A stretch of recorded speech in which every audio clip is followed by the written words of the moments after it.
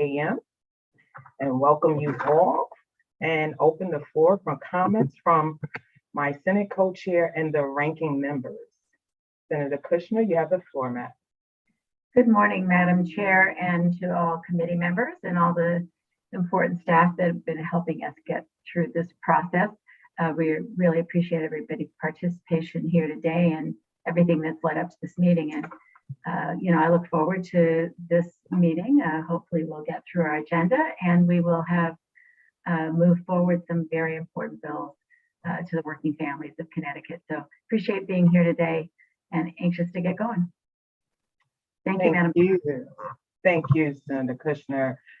Up next, Senator Sampson, ranking member in the Senate. Good morning. Good morning, Madam Chairman. Glad to join you. I just want to let folks know that if they're watching today, myself and I'm certain quite a few other committee members may have other obligations. I am simultaneously in the Judiciary Committee for a public hearing. So if you see us missing for any part of the meeting, please understand we're trying to fulfill multiple obligations. But I look forward to a productive meeting and enjoy the good conversation with you folks. Thank you. Thank you, Senator Sampson. Up next, we have Representative Aurora, the ranking member in the House. You have the floor, sir. Thank you, Madam Chair. Good morning to everyone. Good morning to my colleagues and good morning to all members of the public tuning in to this meeting. I am looking forward to the conversations here. As you can see, it's been very disappointing and upsetting that we've not been involved in some of these very drafting and of these quite important bills, and there's no input being taken in this process. I got these bills this morning and the summaries of these bills in the morning, and I've been going through them, and each time I read something, I just get really upset, thinking that that's not how democratic process should work. I've compared notes with members of other committees, and they have repeatedly told me that more input is taken from the ranking members on the minority side. And it is just distressing to me here because there are only 3 members in this entire committee who have business background, who have worked, who have hired people, who have paid bills, who have really worked hard to build businesses and make sure that who understand the practicality of the real world. And while it's important to understand that there are certain dynamics in terms of the control of the committee, at the same time, I thought it would be very important to take advantage of those that experience in the committee. And I am very sorry to state that's not been done, but it is what it is, and let's just get along with the conversations. I'm quite upset, disappointed. And I need the public to know that we could have improved all of these bills. We could have gotten consensus on many of these bills, but no input was taken in a timely manner. And I'm extremely upset about it. But let's get started. Thank you. Thank you, Representative Aurora. And we will get started. Roman number 3, bills for review.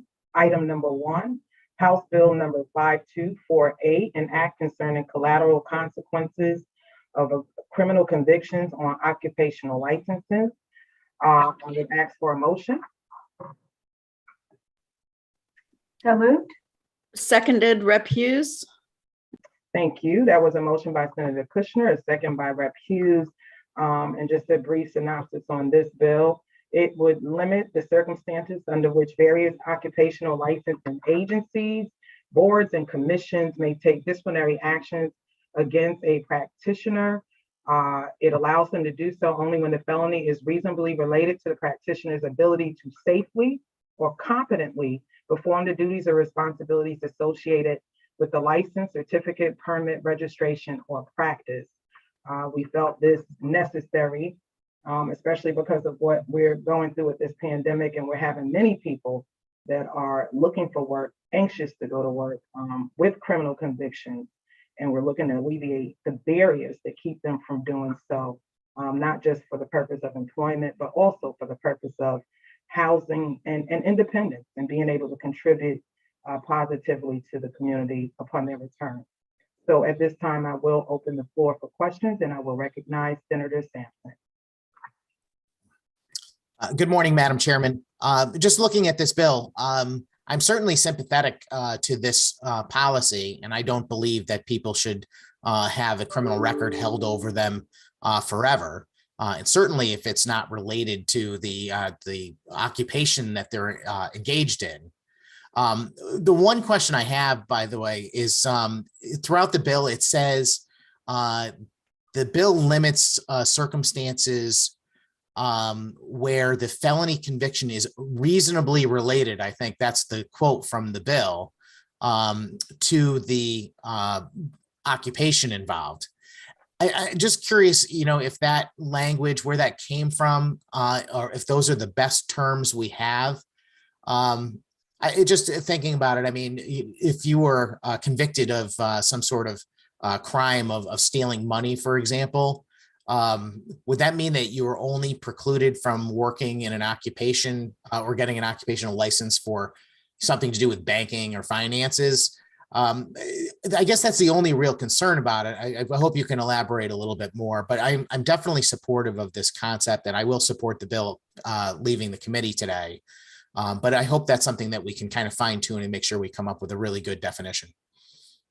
Thank you for that question, Senator Sampson, and that is precisely what it is, what you expressed. The concern is just making sure that people who have convictions that would impede them from being trustworthy, actually, in the capacity of doing a job, like you mentioned, if they have a felony for a bank robbery, we don't think they would be well suited to work in a bank or a financial institution. Similarly, if you have a felony for something related to pedophilia or sexual assault on children, we don't think you should be working in a school or a daycare. But we do recognize that you need to be employed so that you can take care of yourself and your family. I hope that answers your question. It does, Madam Chairman. I'm going to look into, the wording there a little thoroughly, and maybe we'll circle back to it when this bill, advances through the process. But I will support it today, as I said. Thank you, Madam Chairman. Thank you, Senator Sampson, and I appreciate that. And I look forward to conversations if you come up with something that would be better than that. There's always a question around reasonable, so I'm open to that conversation. At this time, I will recognize Representative Aurora. You have the floor, sir. Thank you. I'm very supportive of this bill because I do believe it's important that once those who have committed a crime have served their sentence, that they need to be integrated back into society. And the one thing which is very important is for them to have a livelihood to work and to make an honest living. And we know that in the past, there have been some impediments. And I think it's important for all of us to make sure that those impediments are removed. And we can, we can make sure that actually reduce the recidivism by getting everybody in honest living, in good jobs, in the society. And so for that reason, I'm very supportive of this bill. I do see the points made earlier that we need to make sure that those terms are well defined. And I think Representative Porter, you had mentioned, and my good colleague, Senator Sampson had mentioned as well, that, there would be some language adjustments to make sure that the bill works the way it is intended to work. All the comments made earlier, I agree with, but at the same time, this is a necessary bill. This is a necessary piece of legislation. I'll be supporting it, and we look forward to advancing it and taking it up in the Assembly. Thank you, Madam Chair. Thank you, Representative. Any further questions or comments? Seeing none, I would ask the Madam Clerk to please call the roll, and we will be keeping votes open to be determined as we proceed through the meeting. This is for House Bill 5248, straight J up to the floor. Senator Kushner. Senator Kushner votes yes. Representative Porter. Representative Porter votes in the affirmative. Senator Sampson. Senator Sampson votes yes. Representative Aurora. Representative Aurora votes yes. Senator Cabrera. Senator Cabrera votes yes. Representative Sanchez. Representative Anderson. Representative Anderson votes yes. Representative Hall. Representative Hughes. Representative Hughes votes yes. Senator Lesser. Representative Retigliano. Retigliano votes yes. Representative Vargas. Representative Vargas votes yes. Representative Winkler. Representative Winkler votes yes. Thank you. Thank you, Madam Clerk. Moving on to item number 2, House Bill 5356, an act concerning pandemic pay for essential workers. This will be a JFS to the floor, LCO 4023. Can I get a motion, please? Representative Hughes, so moved. Representative Vargas seconds. Thank you.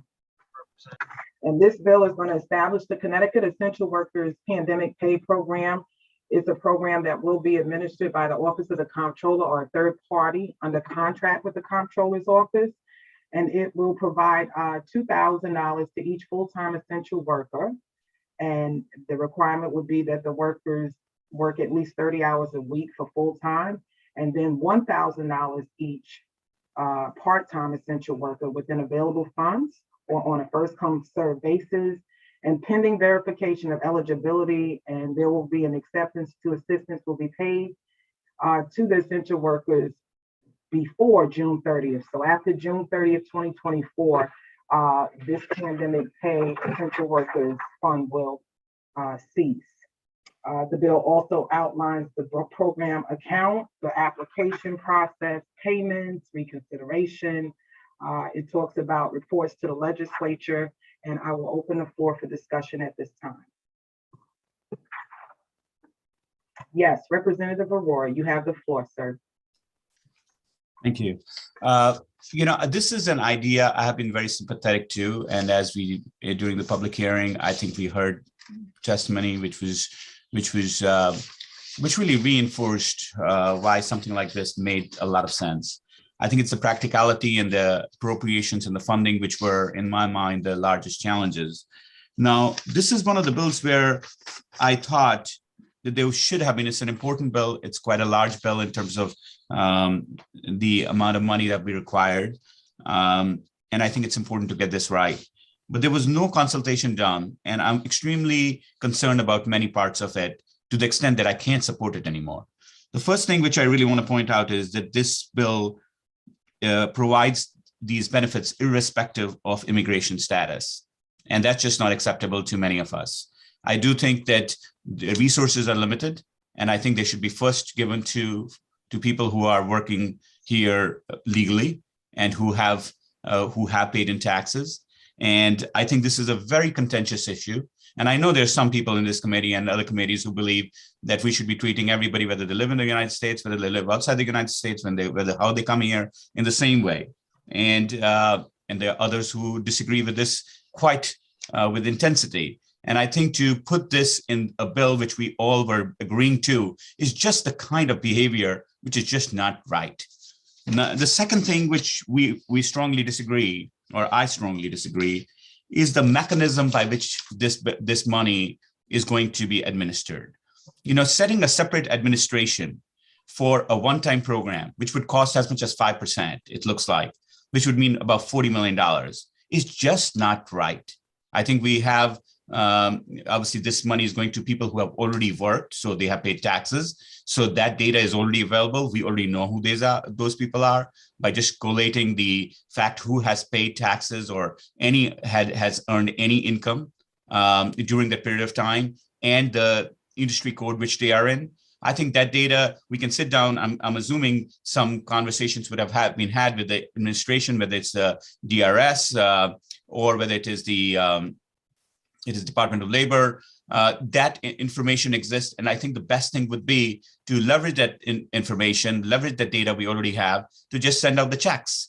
And I don't think there's any need to spend another $40 million or whatever that amount may be to really redevelop a program with all its inefficiencies and all the problems that exist with that will come to existence with that kind of administration. And the fact that we were absolutely not consulted or even informed about that's the process we're going to take is just regrettable. And finally, I think the first come, first served is just really problematic. It's just, saying that if you hustle, if you're the one who pushes, and most of the time, people who push and hustle are the ones who are kind of the ones who really are in the know. Whereas people who are more deserving, who have been more heard, sometimes just don't know about these programs. And so if they get left behind, they get left behind. Bad luck, bad for you. And as we see that there are 40% of our state workforce, which is 650,000 people, would fall in that category of being essential. And if you multiply that by 2,000, that's basically $1.5 billion. Even the amount of money which we're proposing here, which is $750 million, which in itself is a heavy lift for appropriations, would not be enough. So the idea that we will just basically cut off anybody who doesn't apply early enough, and it'd be a hustle where, the more you push, the more you're faster you are to the game. It's just hurting. It is just the kind of thing which I believe hurts the most people who need the most help. This is just the wrong way to administer the program, an absolute travesty. It should be done in a certain date, 3 or 6 months should be given. And after that, whatever the appropriation is, they should be equally divided. If it's not 2,000, everybody gets 1,000, but everybody should get it. Every essential worker should get it. So for those reasons, and there are other things in this way, the way it's written, this is just wrong. The idea is good. I think they deserve some of the money. I think the ARP money right now is going to things which perhaps it should not be going through. And this is something I would support it going to. I think obviously the dollars is a big constraint, but for that reason, I absolutely cannot support this bill. I think this is just what's wrong with this committee, with the process of how we are writing this bill, how we're thinking about these bills, the disdain being showed for the immense amount of experience and thought process which exists in the committee on this side. And I'll be voting no on this bill, but telling the public that I would like to vote a yes if this were done in a fair manner, which were fair for everyone. And I also want to ask further to the point to start some kind of a consent calendar, because a number of most of my members are very inclined either to vote one way or the other on all these bills from here on. So let's just start a consent calendar so we can move things around fast. Thank you, Madam. Thank you for that suggestion, Representative Aurora. I do know your concerns. What I will say before calling on Senator Cabrera and Senator Kushner is that I'm sorry that immigration status doesn't sit well with you, but it's just the way in which a person is present in the U.S. And there's several ways that can occur. We have naturalized citizens, we have lawful permanent residents. And I believe that if people are working and paying taxes, they should absolutely have access to this fund. And the Comptroller's office seems to be a good fit because of what they've done around the central fund that we set up previously last year. It would be a smooth transition for them to run this operation. And I'll go ahead and let the other members weigh in, but I just want you to know that it's duly noted what you said, and conversations are always open to be had. Senator Cabrera, you have the floor, sir. Thank you, Madam Chair. Thank you for doing this. I think this is a fantastic piece of legislation. All of us have heard the stories in the last couple of years in our state. And so many workers, many of whom I know, many of you have spoken to, have lost loved ones because of this pandemic, had to show up to work when all of us were safely at home quarantining. So many people who kept our economy running. And it is about time that we acknowledge their importance and their value to the running of our state. And this bill goes a long way towards doing that. I was heartened and inspired when this pandemic hit our country and our state so hard, a once in a century pandemic that really no one anticipated. To see the signs calling our frontline and essential workers heroes, acknowledging them in the press and in the media. And I love that. But if we're going to get serious about really expressing our love for them and how much they mean to us, then we have got to pass this bill and put our money where our mouths are.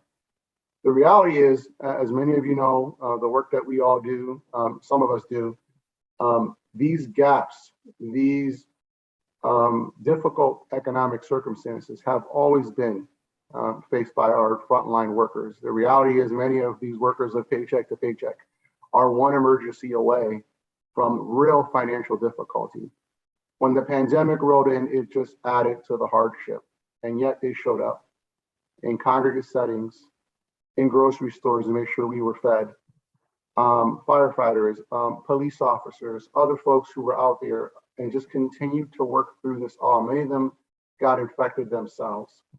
And I think given the financial state of our state right now, with the rainy day fund being maxed out, with the record number of federal dollars coming into the state, with record balanced budgets and tax receipts, it is way past time that we do the right thing and reward these essential workers for the great work they do each and every day. So I am proud that this committee is putting this bill out. I will be enthusiastically voting yes, and I encourage all my friends and colleagues to do the same.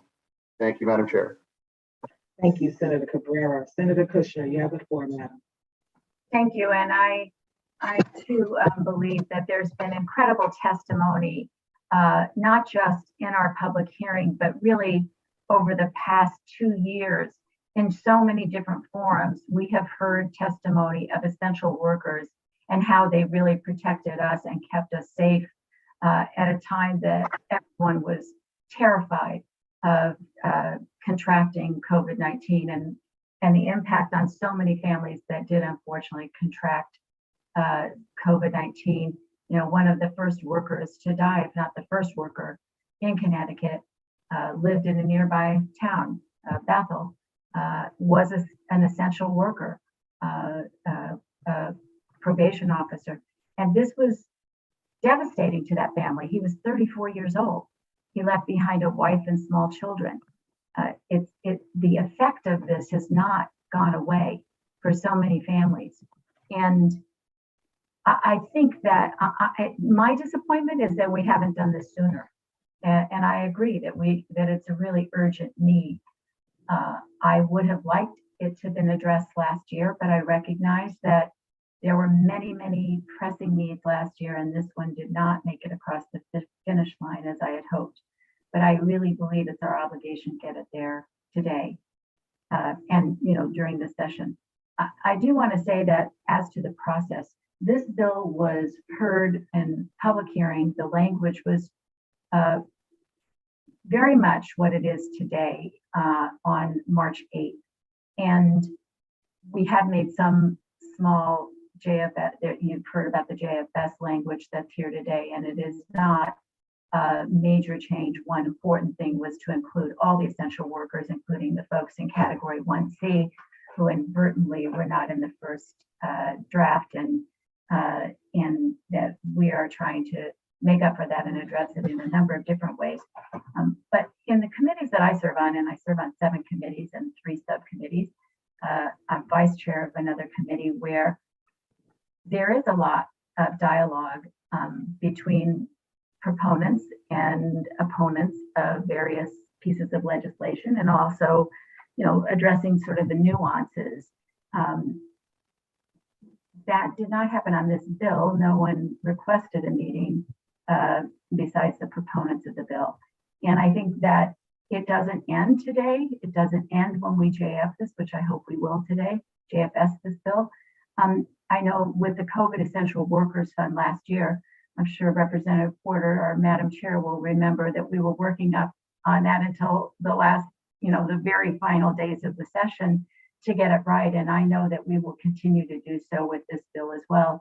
I think that it's important that we work together because we want to make sure that we are getting it across the finish line. And that will, require hearing from a lot of different people, including, the House and Senate working together, the governor's office working together, proponents and opponents.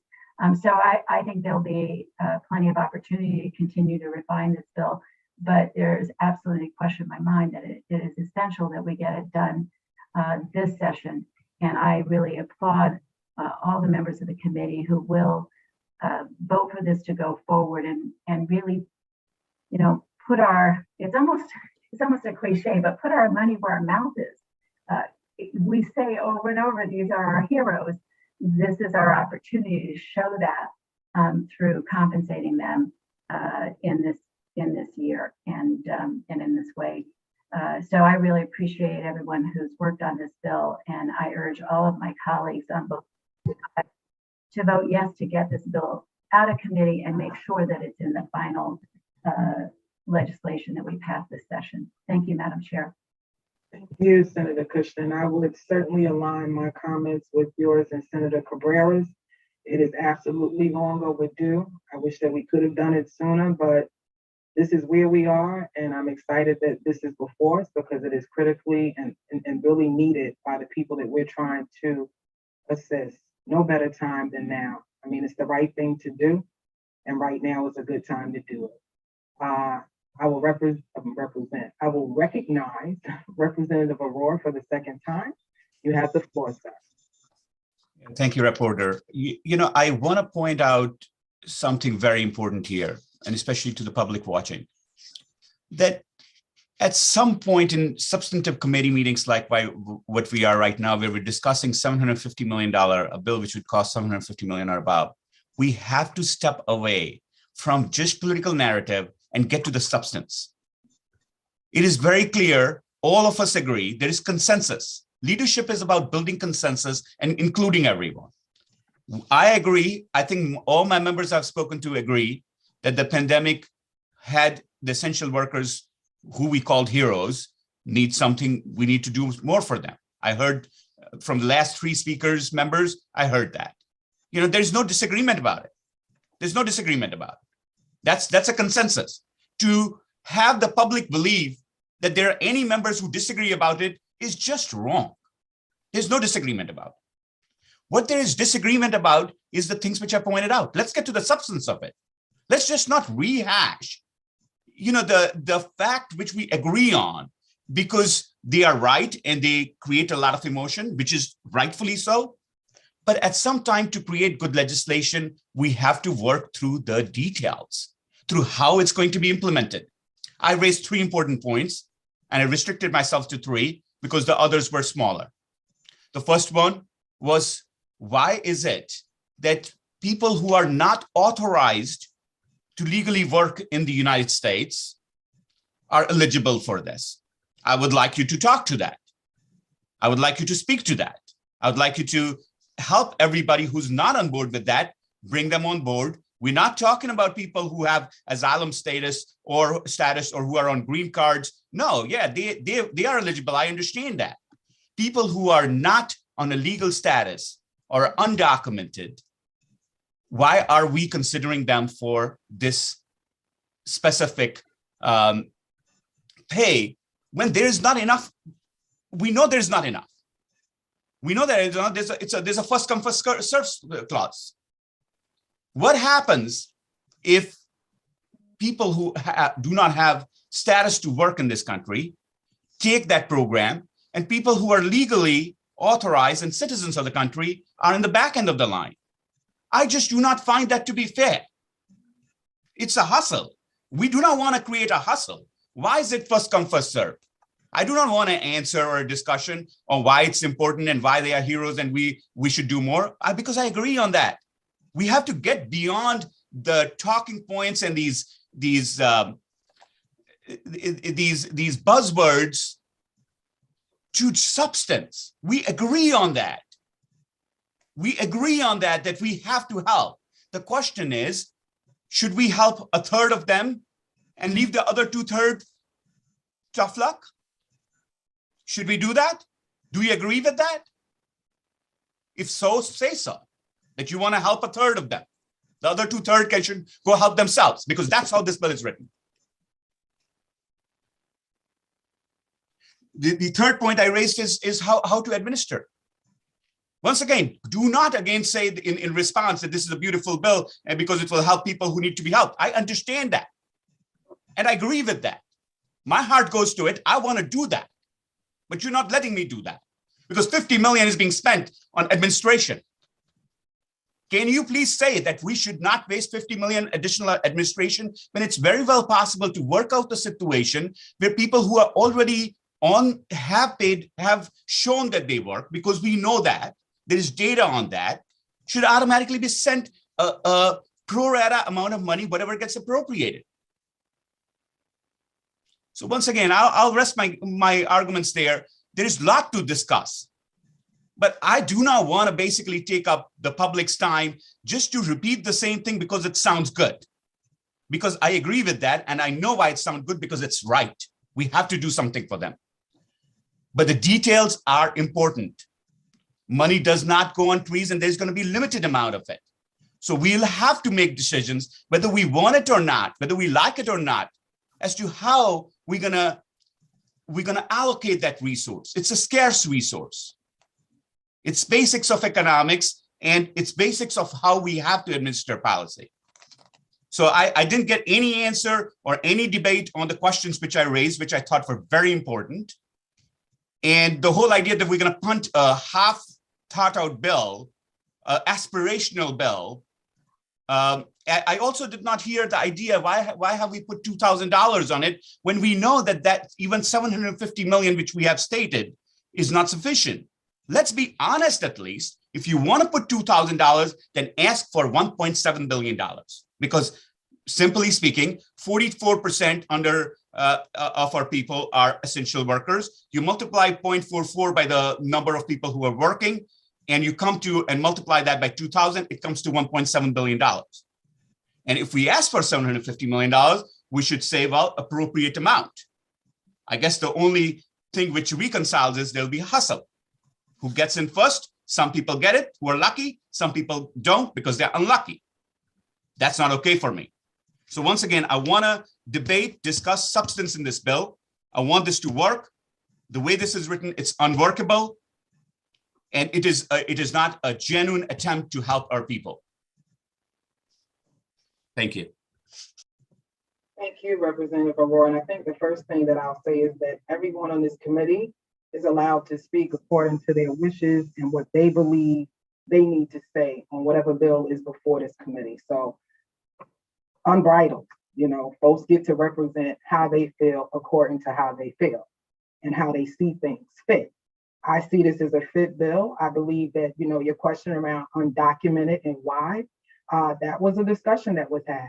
If undocumented people are being hired, if undocumented people are being paid, if undocumented people are paying taxes, then I believe that undocumented people should be included as well. And if that's not the case, then we shouldn't hire, we shouldn't pay, and we shouldn't take taxes from undocumented people. I did speak to your question around administering, and I'm not sure if it will suffice, but I did say that, the comptroller's office has been picked because they have done the work on the essential fund that we did for essential workers last year. And it would be, something that would be a smooth transition, something they could take up easily. And they already have a third party that they work with. And you're right, money doesn't grow on trees, but it doesn't trickle down either. And it is about putting our money where our mouth is. The fact that we're asking for 750 and not the amount that you're asking for, we've been in our caucuses. We know that funding is limited, and we know that a fiscal note will kill a bill. What we are trying to do is help as many people as we can possibly help. And we're not picking losers or winners. Life is a hustle, whether we like it or not. We say it's a free market. It's a hustle. Who can get in? Who can make the money? Who can do what needs to be done to get ahead? And we have laid out in this legislation what we feel is a way for people on a first come served basis. And there's also ways to educate people so that they know about this fund. If they need help, they can get help applying for the fund. But we have thought about the issues that you've raised. And I don't want you, you keep saying that people are putting words out there to insinuate certain things, and that's just absolutely not true. These are facts being stated. There were testimonies given. There were constituents that reached out to us. This didn't fall out the sky. This bill was birthed out of an issue. And this is how we feel we can responsibly and equitably respond to it. Now, if we agree or not, that's something totally different. But I would hope that when we don't agree, we can still be respectful about it. And with that, I will give Senator Kushner the floor. Madam Chair, you said so much that I agree with and that I would have said that I got before you, and I really appreciate your remarks. And I want to align myself with your remarks. The only thing I would add is that in terms of the limitation on the amount of money that we are suggesting be appropriated, when we did the essential essential workers COVID relief fund, we did allocate a set amount of money. It was similarly on a first come, first serve. And I'm very happy that we have a process in place that will allow us this year to add to that through legislation and hopefully add dollars to it as well. So I don't see this as the end all be all. If somebody doesn't, if we run out of money, that's it, they're out of luck. Because I do think as the legislature, we have the opportunity to come back and fix that. We do know that it takes some time to process these. And the only other thing I would add in terms of the administrative costs, I think we would all agree there must be a very reliable administration of any claim. We unfortunately have fallen victim, as every state does, to fraudulent claims. And I think that having a process in place will cost some money, but it's money well spent to make sure that we aren't giving out money to the wrong people, that it is getting into the hands of legitimate folks. We did, one of the things that I appreciated, and I know Chairperson Porter, you were really involved in this last year, was to make sure we limited the amount of administration, because we are sensitive to the fact that sometimes administrative costs can be way too large relative to the work we're trying to get done. So I think, I was happy that the Comptroller's Office was willing and able to work within those limitations and find a third-party administrator who's able to do the job. So, again, I feel very comfortable saying that we're open to any suggestions. We want to see everyone have access to this, and any suggestions that will make that more possible, I definitely am open to, and I know you are as well, Madam Chair. So thank you for the opportunity. And I do appreciate your remarks about respect and having a respectful tone in these meetings, because I appreciate that. I know we're passionate about these things, and sometimes it's hard. The passion comes across as sometimes as disrespectful, but I think being really cognizant of that is important. I appreciate your remarks on that. Thank you, Madam Chair. Thank you, Senator Kushner, and Representative Aurora for the third time. Thank you, Reporter. Yes, I think you're correct that I'm coming up very upset. I hope I'm not coming out disrespectful, but I am upset. I am very disappointed. I'm disappointed to the extent of controlling my emotion that I don't be angry, because I think injustice is being done.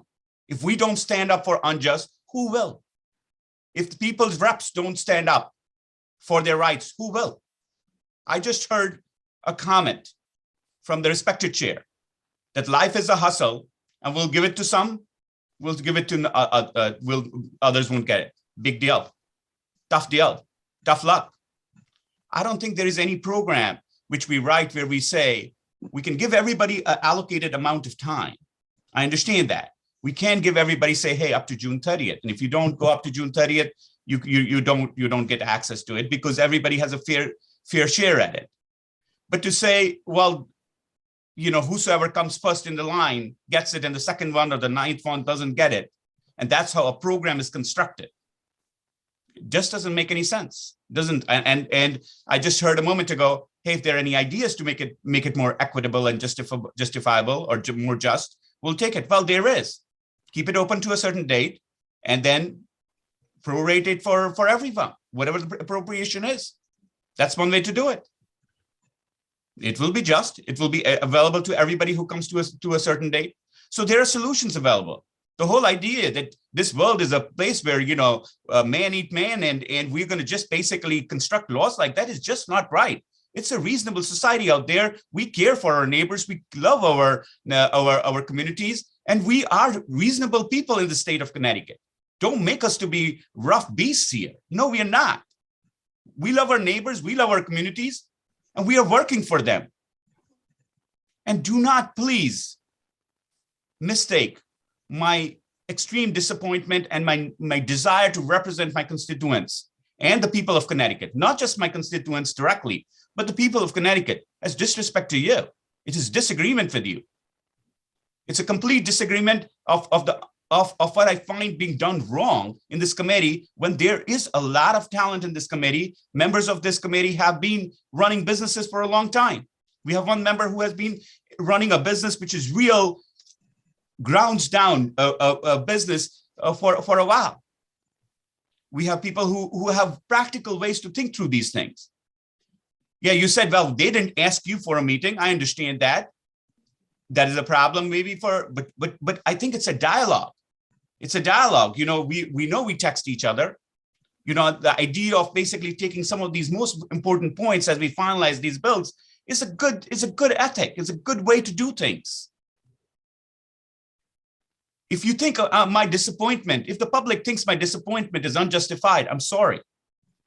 But I'm disappointed not for myself. I don't even get classified as an essential worker or anybody in my family. I'm disappointed for the public I represent, for the job I'm asked to do by the public of Connecticut. And I know we can do better here right now if we put our logic and our minds together on this very bill, giving this very money, allocating this very money. Just as I said, if you have a certain, be honest about it. If you are $750 million, don't put $2,000 as a per person. That's just not being honest. Because when you divide 750 million by 2,000, you come to a number which is far, far lower than the number of essential workers in the state. As simple as that. No tricks, no kind of maneuvers. Let's just say the way it is, the way we want to do it, and let's try to get something done here. I will not make any more comments on this bill, but I'm extremely disappointed, very unhappy the way this is being done, very upset that I couldn't contribute more. And do not please say that I'm disrespectful of you. I'm disagreeing with you, and disagreeing with you strongly, because I believe in what we're doing is wrong strongly. And I think the public will appreciate that at least I'm doing my job with my full heart, with all of the, as I would say, the judgment, best of the judgment I have, with the best of intent, with the best of judgment to get good things done. And I am getting thwarted, and I know I'm getting pushed back, and that's not fair. Thank you. Thank you, Representative Aurora. Before calling on Senator Kushner, the only thing that I will say is that, and I'm speaking for myself as the chair, I really take offense to the mansplaining. I have a mouth, I know how to speak, I say what I mean what I say. I don't need anyone to translate what I say, because what you said was totally incorrect. And I want to put that on the record, because that is not what came out of my mouth. That may have been your interpretation, but that is not what I said. Senator Kushner, you have the floor, madam. Thank you, Madam Chair. I too want to go on record saying that I never heard Representative Porter say, our chair, say, no big deal. Never implied that if people don't get this benefit, that it's no big deal.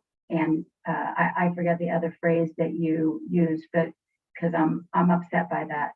I think that saying that we're not being honest is also disrespectful. And I think there's a way to debate these. I recognize that I recognize that some people may employ a polemic style that is meant to inflame, but it is disrespectful to our body and to all of us. We don't agree on something, and that's clear.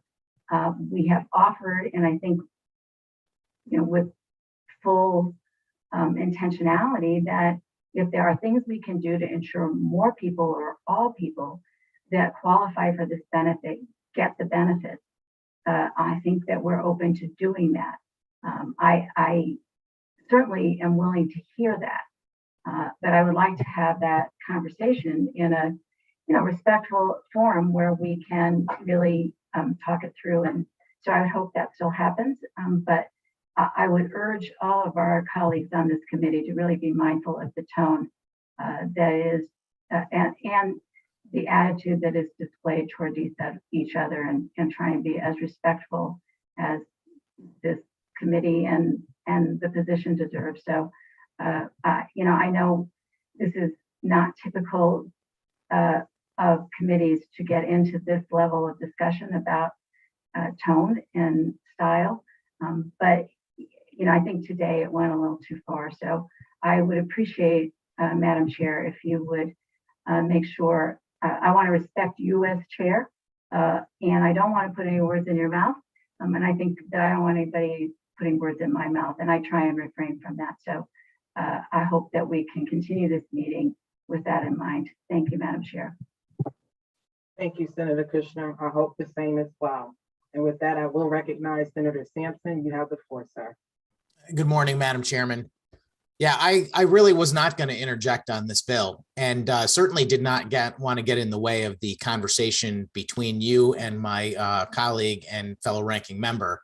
But I can't help myself but interjecting here. I did not find Representative Aurora to be even remotely disrespectful in any of his comments. His concerns were completely legitimate. And I have to say simply that while I have never had this problem personally, I do believe that the chairs are often disrespectful to Representative Aurora and his commentary. And you're basically asking for it by demeaning him repeatedly and telling him that he's disrespecting you when he is not. He's got every right to speak up in this committee about the concerns on this bill. The issue that we have is that, a lot of the dialogue in this committee tries to paint the Republicans and the minority as somehow we are hostile to a portion of the population based on their immigration status or their race or their gender or whatever. And those are ridiculous comments. We are elected and represent people of all backgrounds. But when it comes to making public policy, we have to make good policy for the state.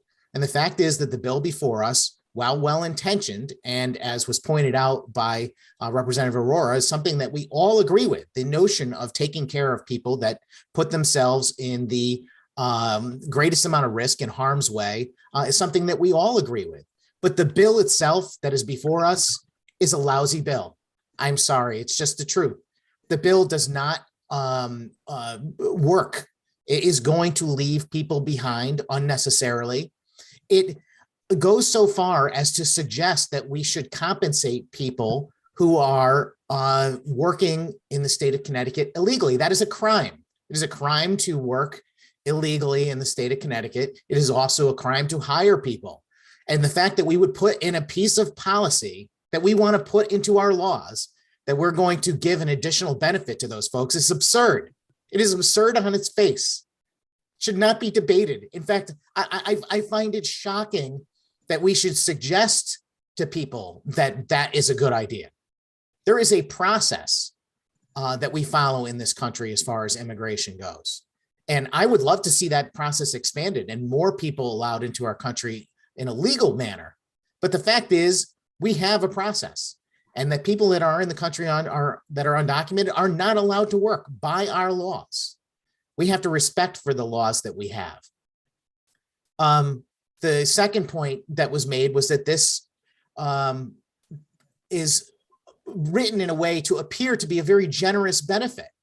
And it is a generous benefit if you're one of the few people that manages to be able to qualify for it and get your name in there quickly enough. But for everyone else, which will be the vast majority of people that would otherwise qualify, they will get nothing the way this is written. That's wrong. Either set the award to something that you can provide to every eligible person, or increase the amount that you want to appropriate so that you can do it. One or the other. And finally, the notion that we need to take millions, $40 or $50 million out of this pot of money for someone to determine who to send the checks to is another absurd thing. That is robbery. That is money that will be taken away from people that are actually deserving because they worked and put themselves on the front lines. We're just going to take their money and give it to some, bureaucracy. These are legitimate points. And, what my greatest concern about this bill is that I think this bill is never going to proceed in the format that it is. It makes me wonder whether we want it to proceed. I think the members of the minority, we would like to see this bill written in a way that actually makes sense, where we could pass it into law and feel good about it. And to be subjected to rhetoric that implies that we don't care is just absurd. And I don't want to take that anymore either. Our job here on this committee is to debate the policy before us, not the personalities, not the tone of people that are talking. It's to debate the policy. And from what I see, my colleagues on the Republican side always focus to the policy. We are always bringing up legitimate concerns with the language in the bill and how the policy is written. That cannot ever be deemed disrespectful, because that's our job. And I'll just leave it right there, Madam Chairman. I don't want to get into a debate with you or anyone else about this thing, and I'm going to try and keep my temper down for the rest of the committee. But when I see people genuinely disrespected and then they're being accused of being disrespectful, I got a problem with that, and it cannot continue. And the record will judge for itself what people said. By the way, it's on a video. Anyone can rewind the YouTube tape to find out exactly what was said in this committee. Thank you, Madam Chairman. Thank you, Senator Sampson, and I do agree, absolutely and wholeheartedly. We will have our differences, and I think mansplaining is disrespectful. I think when someone speaks on this committee, they say what they want to say, they mean what they say, and the debate is around the policy. It's not around trying to come back and reiterate what came out of someone else's mouth. So that I will say, and I will recognize Representative Retigliano. You have the floor, sir. Good morning, Madam Chairman. I too was not going to chime in on this bill this morning, but I do feel the need to talk about my ranking member, Representative Aurora, who I didn't think was being disrespectful. I think Harry's been nothing but respectful his entire time in this committee.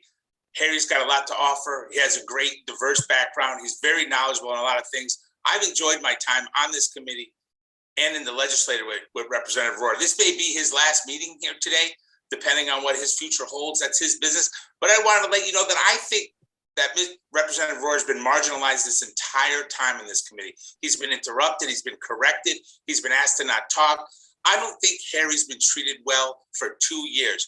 No disrespect intended. I think if we want to look for the disrespect, we should all possibly look in the mirror and see what our own behavior has been like. Harry's done a great job. He's offered a lot to this committee. He has an unbelievable background that's gone untapped and unused on some of the issues in this committee. I have stood and watched Representative Aurora, really, in my opinion, been mistreated for the past 2 years. And I don't care for it. I wasn't going to say anything about it. I was just going to keep it to myself. He's a big boy. He can take care of himself. But I got to tell you, to call the man disrespectful because he has a very passionate point of view, I found particularly offensive. So I'll leave it with that. We can get back on the business of the committee. Thank you. Thank you, Representative Retigliano. And seeing no further hands, Madam Clerk, would you please call the roll? Thank you, Madam Chair. This is on House Bill 5356, JFS, LCO number 4023. Senator Kushner. Senator Kushner votes yes. Madam Chair, may I interrupt for a moment? We had asked for a point of order, may I say? Okay, well, let me recognize you, Representative Aurora. You have the floor. Oh, thank you.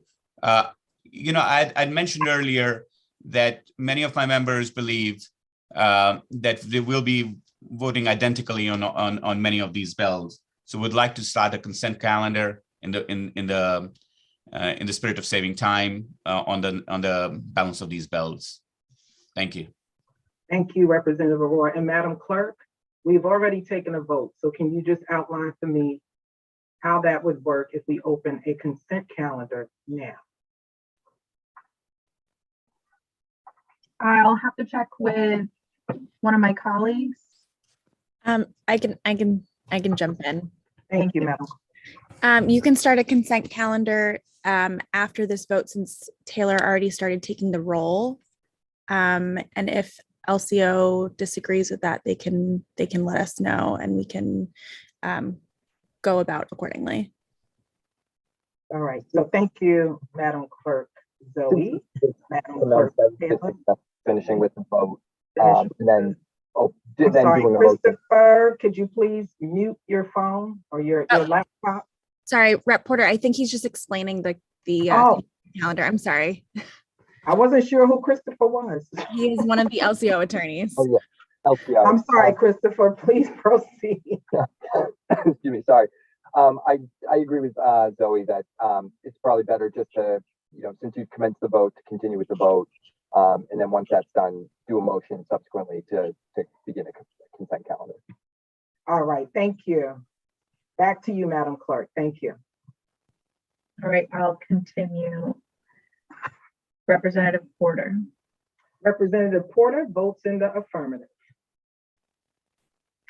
Thank you. Senator Sampson. Senator Sampson votes no. Thank you. Representative Aurora. Representative Aurora votes no. Senator Cabrera. Senator Cabrera votes yes. Representative Sanchez. Representative Anderson. Representative Anderson votes no. Representative Hall. Representative Hall votes yes. Can you do that one more time for me, Representative? Representative Hall votes yes. Thank you. Representative Hughes. Representative Hughes votes yes. Senator Lesser. Senator Lesser votes yes. Thank you. Representative Retigliano. Retigliano votes no. I'm sorry, Representative, one more time for me. Representative Retigliano votes no. Thank you. Representative Vargas. Representative Vargas votes yes. And Representative Winkler. Representative Winkler votes yes. Thank you, Madam Clerk. And I believe that Christopher said we need a motion for a consent calendar. Can I get a? Okay, Zoe, I saw you unmute, so I'm just gonna stop. Just do that before The next vote. the next vote. Yes. Okay. Thank you, Madam Clerk. All right, moving on to item number 3, Senate Bill number 314, an act concerning the protection of warehouse workers. This will be a JFS to the floor, LCO 3894. Can I get a motion, please? Rep Hughes, so moved. Second by Kushner. So moved by Rep. Hughes, second by Senator Kushner. This bill will limit the extent to which certain warehouse distribution centers can require employees to meet production quotas. It applies to single warehouses that employ at least 100 employees and multiple warehouse distribution centers in the state that are owned and operated by the same entity and employees of at least 1,000 in the aggregate. I will go ahead and open the floor for discussion.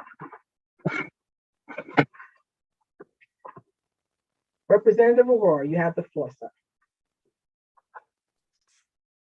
Madam Chair, once again, I find that this bill really is a bill which will damage a growing fulfillment industry, which is perhaps an important industry for us of the future. I think a lot of robotics are coming in, so this industry is going to be soon bringing some, at this point, the jobs are actually rather tough, I would say. But, things are getting much better because of the robotics. What we will do, and the robotics are going to only apply for the larger players. And this is going to all but seal that we're not going to get any of the larger players in our state. This is the kind of bills, again, which are extremely destructive to our commerce and industry in our state. There are existing laws and on the books which really do ensure that some of the practices which may be quite not acceptable can be addressed. I think there is quite some reason to believe that some of the employers who engage in such practices are just cannot find people. And that's the reason robotics is playing a much bigger role. I think interference in this industry, which is really growing because, as we know, instead of, e-commerce has grown quite rapidly and is still in a growth phase. And it also, I think one of the things about e-commerce I really want to say is it really opens up some of our industries and our producers and our even our retailers to global markets, which is really fantastic. So think about a small business, a Connecticut business, which used to only supply in Connecticut or perhaps only in the US, now can really supply to all countries in the world by really partnering with one of these logistics companies, these warehousing companies. And so these warehousing companies are an exciting part of the future of commerce, where some of our companies which produce innovative, exciting products, and even small companies can really grow very rapidly. And I think we need to do everything to help these fulfillment centers grow, to attract many of them to our state, because it actually helps to have local proximity for some of our small businesses. This is just an anti-business bill. I do understand the basic problem behind it, and some of it can be addressed with other existing laws. But this is over-regulation, which is just going to hurt that industry, which is going to make sure that that industry is going to go elsewhere. It's just, that's the beauty of our country, that if one state really does not do an industry fair, they are happy to grow elsewhere. And sometimes there is always in the commerce parlance kind of a saying that if an industry is already there or not in growth mode, and you kind of do more over-regulate, the cost for them to move is so much they just stay put. But in this case, things are really different because the industry is growing. It's it's in the process of really putting more warehouses, doing more things, and to put these regulations at this point is just totally counterproductive in every single way. I do not disagree with the underlying premise that some of the DOL or some may basically look into some of these practices where and kind of put forward some best practices, and the industry itself is doing it. So I'll be voting against the bill. I think it's a job killer. And I think the underlying problem can be addressed in many other ways rather than just basically a draconian measure of a bill like this. Thank you. Thank you, Representative Aurora. And I don't see any other hands raised. At this time, what I'm going to do, Madam Clerk, I'm going to actually call for a recess so that the Democrats can caucus for a few minutes, and then we will reconvene. Okay. Thank you.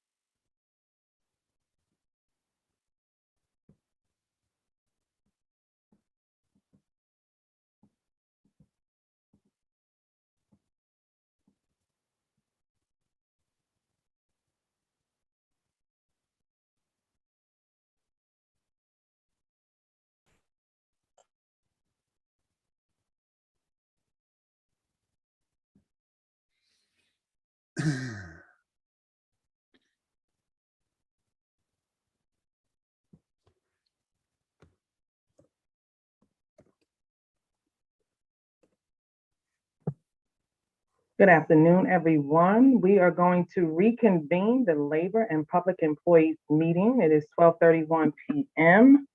And we were on item number 3, Senate Bill number 314, an act concerning protection of warehouse workers. Any further discussion? Seeing none, Madam Clerk, would you please call the roll? This is for Senate Bill 314, JFS to the floor, LCO number 3894. Senator Kushner. Representative Porter. Representative Porter votes in the affirmative. Senator Sampson. Representative Aurora. Representative Aurora is a no. Senator Cabrera. Senator Cabrera votes yes. One more time for me, Senator Cabrera, please. I'm sorry. Senator Cabrera votes yes. Thank you. Representative Sanchez. Representative Anderson. Representative Anderson votes no. Thank you. Representative Hall. Representative Hall votes yes. One more time for me, Representative. I'm sorry. Representative Hall votes yes. Thank you. Representative Hughes. Representative Hughes votes yes. You too. One more time, please. Representative Hughes votes yes. Thank you so much. Senator Lesser. Representative Retigliano. Retigliano votes no. Thank you. Representative Vargas. Representative Vargas votes yes. Thank you. And Representative Winkler. Representative Winkler votes yes. Thank you. Thank you, Madam Clerk. Moving on to item number 4, Senate Bill number 312, an act concerning the expansion of Connecticut paid sick days. This will be a JFS to the floor, LCO 3893. Can I get a motion, please? Rep Hughes so moved. Second. Thank you. Moved by Rep Hughes, second by Rep Vargas. And this bill expands the state's current paid sick leave law in a few ways. It extends it to cover all private sector employers and employees. It broadens the range of family members for whom which an employee may use the leave. It increases the rate at which employees accrue leave and removing the waiting period before they may use it. And it also broadens the reasons employees may use the leave to include events such as the employer's closure due to a public health emergency. The substitute language, which is LCO 3893, removes provisions from the underlying bill that would have required employers to give employees an additional 80 hours of COVID-19 sick leave. And with that, I will open the floor for discussion. Seeing none, Madam Clerk, would you please call the roll? Thank you, Madam Chair. Senate Bill 312. This is JFS LCO number 3893. Point of order. Senator Kushner. Point Representative of order, Madam Chair, I had my hand. Representative Porter, how would you like to vote? Representative Porter votes in the affirmative. Senator Sampson. Representative Aurora. I had my hand raised for discussion and I kept getting muted. by the administrator. I had my hand raised right away. It takes a moment to go. Can you hear me still, or Madam Chair? We I had my can hear hand you, raised. Representative Aurora. I did not see your hand raised before the clerk started the roll call. Madam And- Chair, and it it takes is- half a second. Okay, Representative Aurora, I'm gonna ask you to pause for a second, and I'm just gonna ask LCO if you can speak to the fact that we've already started the roll call, and what the procedure is that needs to be followed at this point. So once the roll call vote commences, discussion is over on the bill at that point. Thank you. With that being said, Madam Clerk, would you please continue the roll call? Yes, Madam Chair. Representative Aurora, how would you like to vote? Madam Chairman, forgive me. I'm sorry, Point of Senator order. Sampson. Once Yeah. we have started a roll call vote, the roll call vote must be done.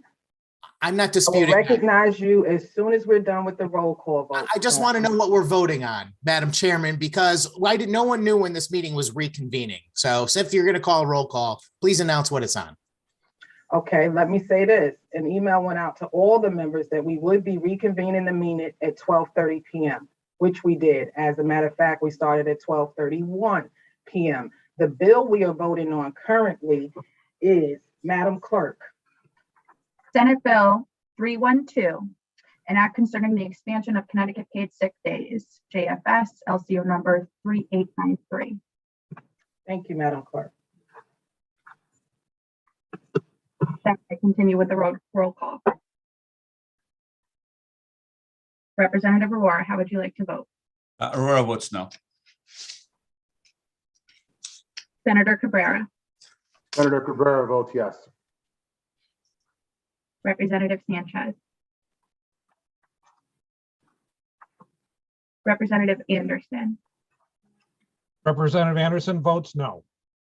thank you. Representative Hall, Representative Hall votes yes. one more time for me, Representative, I'm sorry. Representative Hall votes yes. Representative Hughes, Representative Hughes votes yes.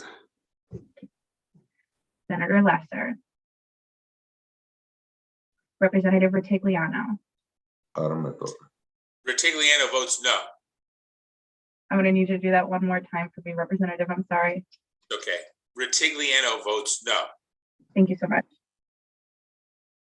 Representative Vargas. Representative Vargas votes yes.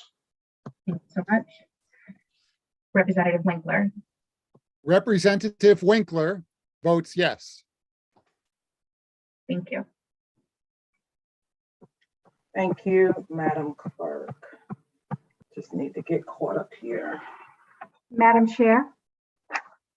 I'm sorry, Senator Kushner. Yes, Madam Chair, I wanted to know if I could cast my vote. I Yes, came in right after she called my name. Okay. Senator Kushner on Senate Bill 312, an act concerning the expansion of Connecticut paid sick days, JFS LCO number 3893. How would you like to vote? Senator Kushner votes yes. Thank you. Senator Sampson, you have the floor, sir. Senator Sampson votes no on that bill also. Thank you, Senator. Senator. All right, moving along, we are on item number 5. Senate Bill 417, an act concerning amnesty for non-fraudulent unemployment overpayments. This will be a JFS to the floor, LCO 4014. Can I get a motion, please? Rep Hughes, so moved. Second? Motion by Rep. Hughes, second by Senator Kushner. Senate Bill 419. Is that what I said? 417, I'm sorry. Okay, so this bill is going to create a pandemic unemployment non-fraudulent overpayment program to help claimants who non-fraudulently receive more unemployment benefits than they were entitled to. and now they're being required to pay them back. It applies to affected claimants who received these unemployment overpayments between March 10th, 2020 and December 31st, 2021. It also creates the pandemic unemployment non-fraudulent overpayment account, and it appropriates $50 million to it for FY23. It also authorizes DOL to administer the program, process claims, issue benefits from the account, and use up to 5% of the funds in the account for administrative costs. It also allows DOL to seek repayment and a 50% penalty from any claimant who fraudulently receives benefits from the program. The S language, which is LCO 4014, adds provisions that, among other things, it specifies the process and criteria for applying to the program. It defines the affected claimants eligible to participate in the program, and it also temporarily suspends repayment requirements for claimants who have not requested a waiver. And with that, I will open the floor for discussion. Representative Aurora, you have the floor. Thank you, reporter. The problem with this, or perhaps the question I have is that does this mean that if the department has made a mistake and by mistake they send some money out, they cannot claim it back just because they made a mistake? Is that what I'm reading through this bill? And my understanding of the bill is that they sent some money, which was, obviously non-fraudulent, but by mistake they sent too much, and now they cannot take it back. Is that right? I believe Senator Kushner wants to respond to your question. Senator Kushner, you have the floor, madam. Thank you, Madam Chair. I think this bill is, what it says is that there are a number of reasons that overpayments were made, a variety of reasons, non-fraudulently made, both in terms of employers not responding right away to a claim for unemployment, DOL sending out money without the person qualifying. I think if we remember back to the beginning of the pandemic, DOL was flooded with claims beyond what anybody could imagine. And this overpayment situation occurred in every state in the United States. I think DOL did what they needed to do. They got money in the hands of people who needed to pay their bills. In some cases, the money was later paid out of the PPP money that was repaid to people. There are a variety of reasons. Each one of those cases has to be individually determined after an overpayment was an audit suggested there was an overpayment. And there are 8 different reasons that the federal government allows you to waive that overpayment. Much of the money that was spent, by the way, much of the money came out of the federal funds that were forwarded to the state to make the additional payments, the plus-ups that we've all heard about. And so this bill would allow people 2 things. One, when you got the overpayment notice from DOL, there was also a notice there that you could ask for a waiver. In many cases, people didn't necessarily ask for a waiver. It was time limited as to when they could ask for that waiver, and they might not have noticed it, or they might not have understood it.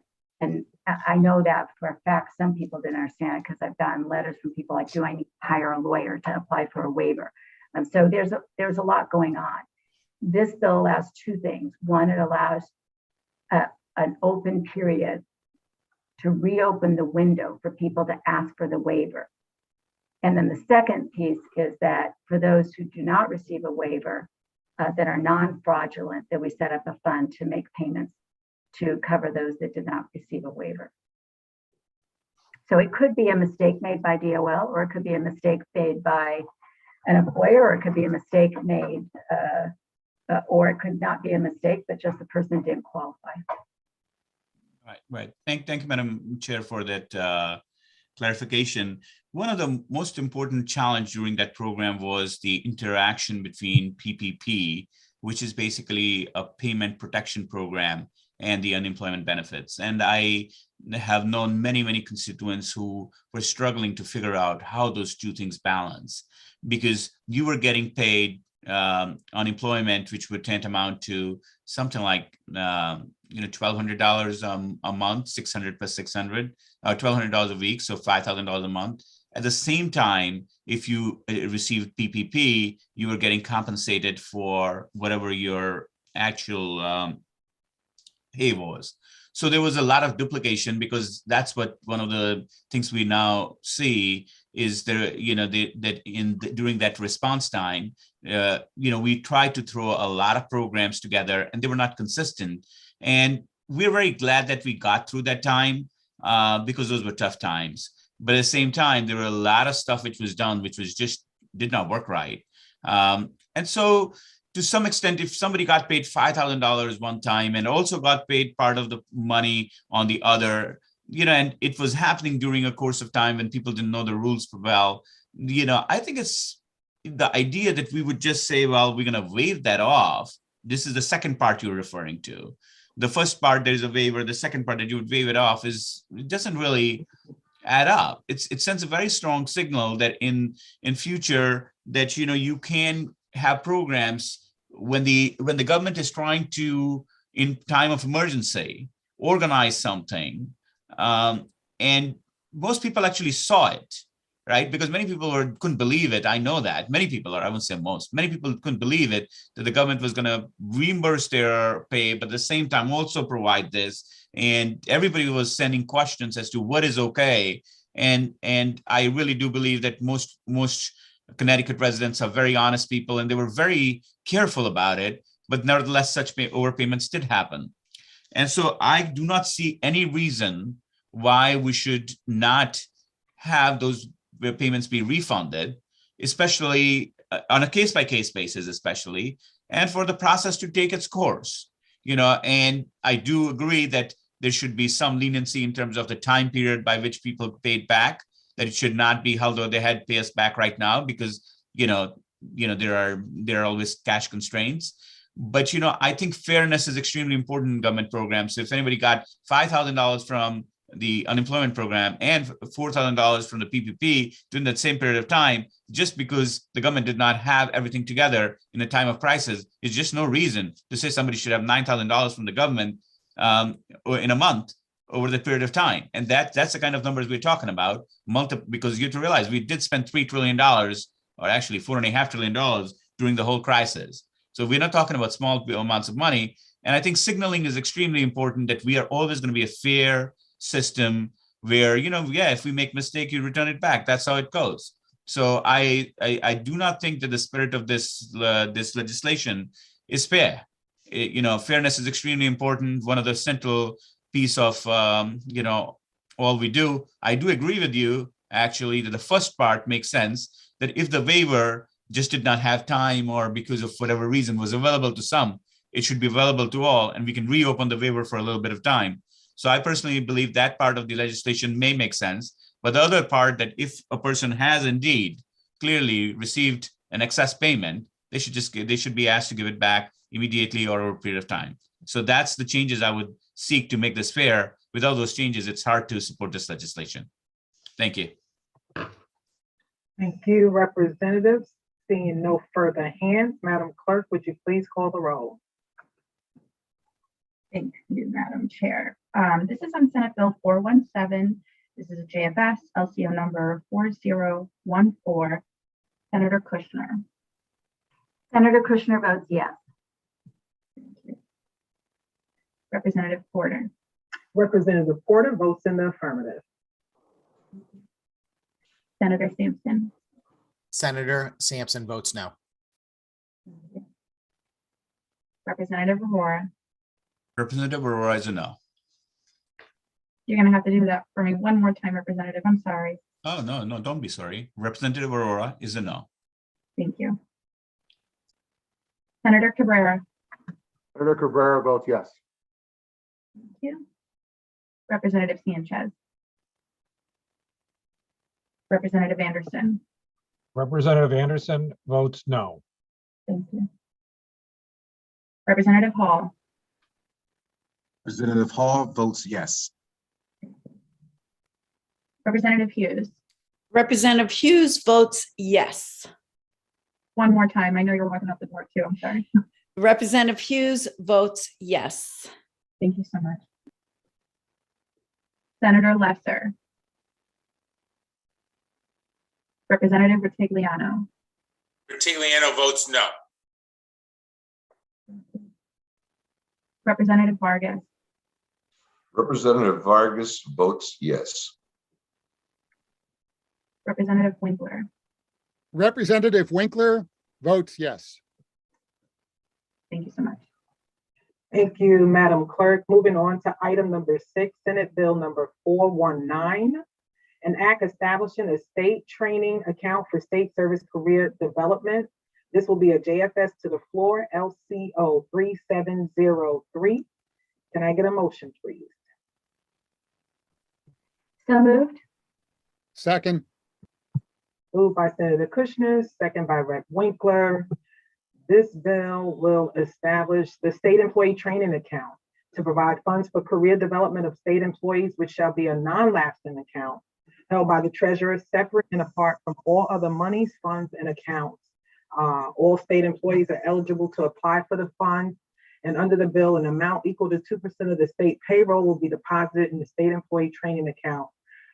These funds will be permissible for use in funding the cost of obtaining certifications or education necessary for promotional opportunities, the cost of training, seminars, or conferences that will assist participating employees in promotional opportunities, programs to assist employees who do not otherwise qualify for federal or state job training programs to overcome promotional barriers, and lastly, any other costs that are deemed instrumental to the promotional opportunities of an employee.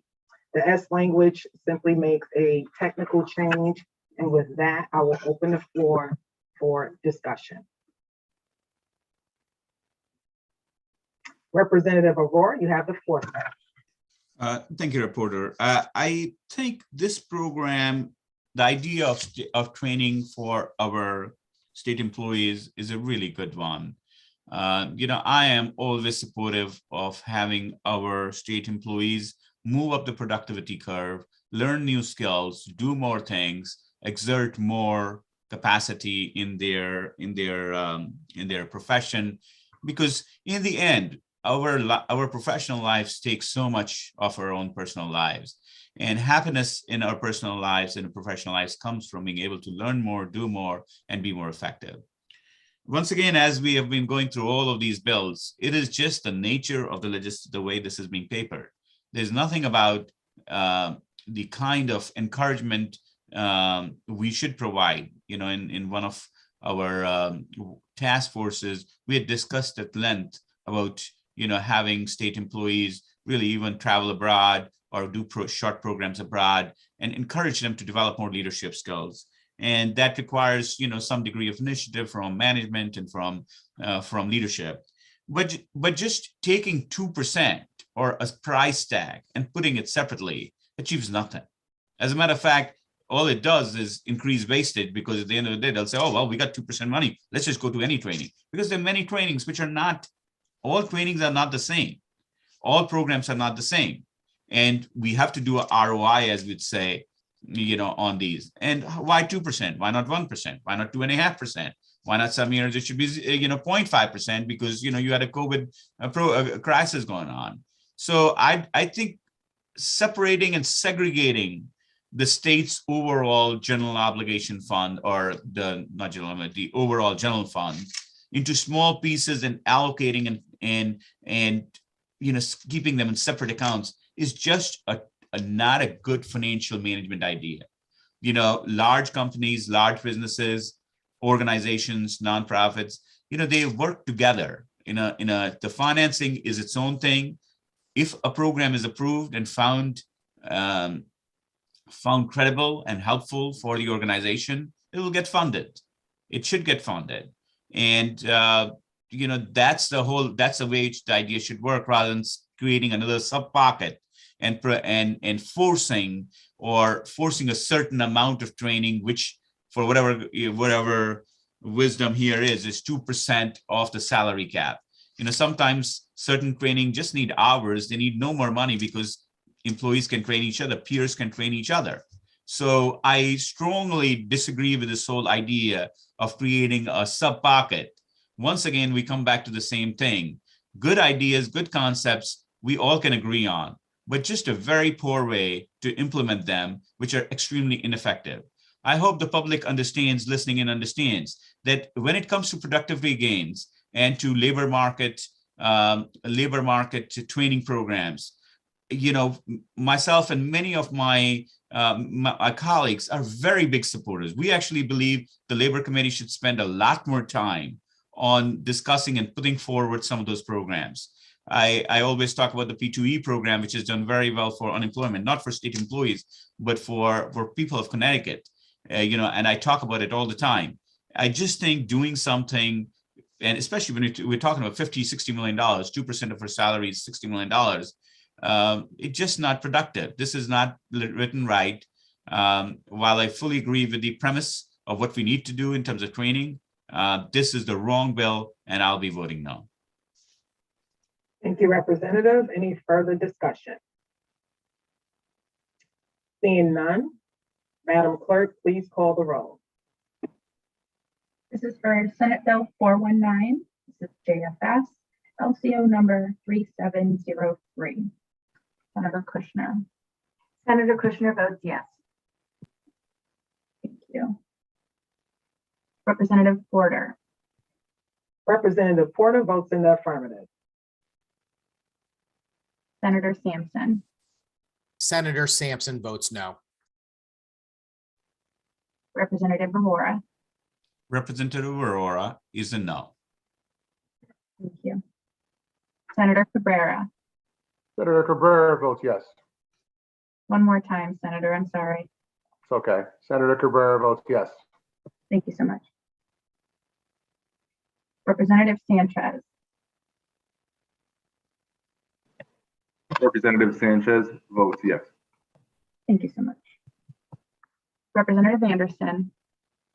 Representative Anderson votes no. Thank you. Representative Hall.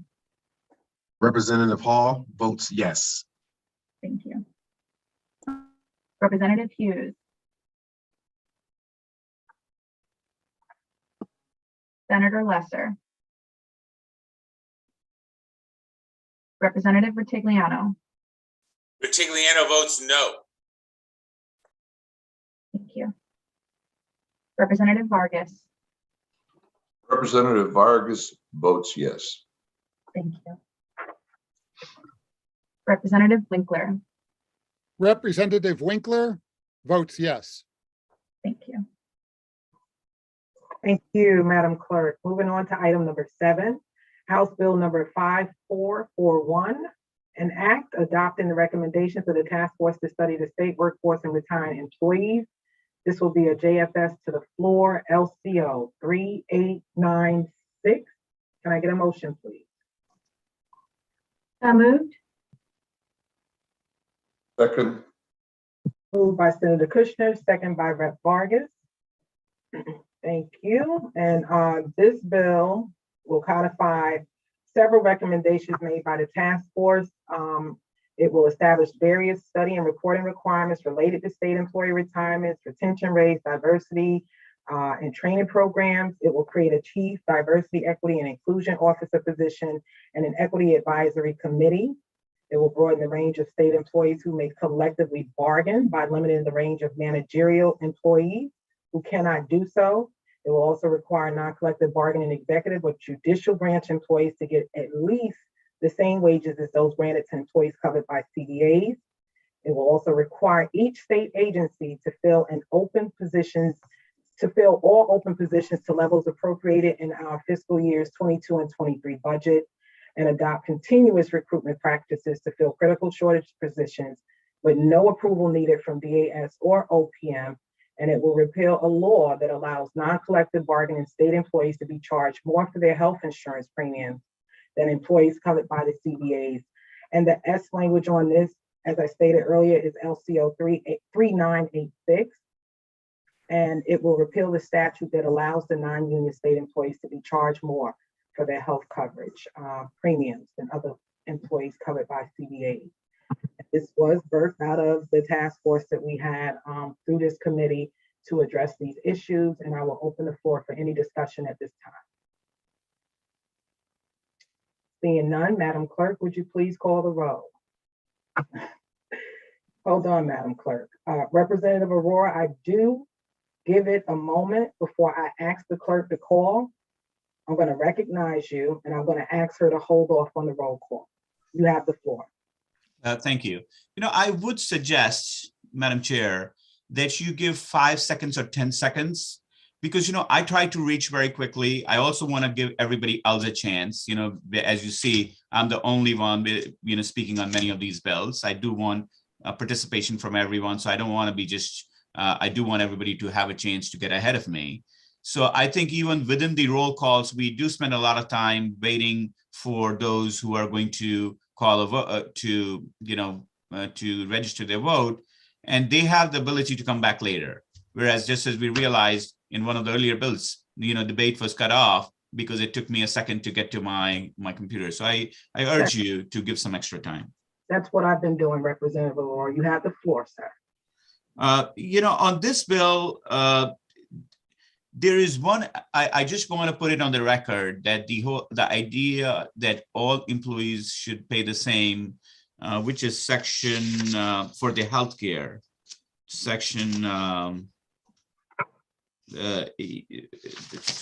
I think it's 7 or 8, the one which you mentioned, where whether it be unionized employees or managerial employees should not have to pay a much larger portion of their healthcare cost, and should be somewhat more consistent, because it creates some degree of inversion that people who are, or employees who are in non-managerial posts, have a huge disincentive or get dinged, as in common parlance, because they become managerial employees. And I think that needs to be fixed. But other than that, there's many things which are really objectionable in this bill to many of us. The idea that we cannot find efficiencies when people retire and take some time to readjust the organization. The idea that once a budget is done, which obviously there's appropriation has been made, you cannot figure out or reconfigure your workforce as things change around. It's just constraining the flexibility and making an inefficient organization. What we want is our workforce and our system to be efficient. We know in the last few years, a number of productivity tools, the one which we're using right now, have come up, and they really change the overall dynamic of work. The last thing we want to do is, at this point, freeze everything else as if nothing happened, as if technology really didn't change, and we're going to still be in, so call it, the old age, or the old times when such productivity tools were not available. So many of these items are just, not correct, and are detrimental to our state and to our state, even to our state employees for whom they're meant to help. And so if they were separately proposed, I do think that you would find many of us, wanting to support many of the provisions here, but together they become not workable. There are some union items, some items which really have an overreach, and some downright, outright detrimental to the state and to the running of the functioning of the state employees and the system. So for that reason, I'll be voting no. I think this is once again another bill which will do a lot of harm to our state and to our state workforce. And I cannot believe for my life that we cannot have enough discussion between all of us to really work together and amend it to make it more reasonable. I just am at loss, but it is what it is. I'll be voting no. Thank you. Thank you, Representative. Any further discussion? Seeing none, Madam Clerk, would you please call the roll? This is for House Bill 5441, the JFS, LCU number 3986. Senator Kushner. Senator Kushner votes yes. Thank you. Representative Porter. Representative Porter votes in the affirmative. Senator Sampson. Senator Sampson votes no. One more time. I'm sorry, Senator. It's quite all right. Senator Sampson votes no. Thank you. Representative Aurora. Representative Aurora votes no. Thank you. Senator Cabrera. Senator Cabrera votes yes. Representative Sanchez. Representative Sanchez votes yes. Thank you. Representative Anderson. Representative Anderson votes no. Thank you. Representative Hall. Representative Hall votes yes. Thank you. Representative Hughes.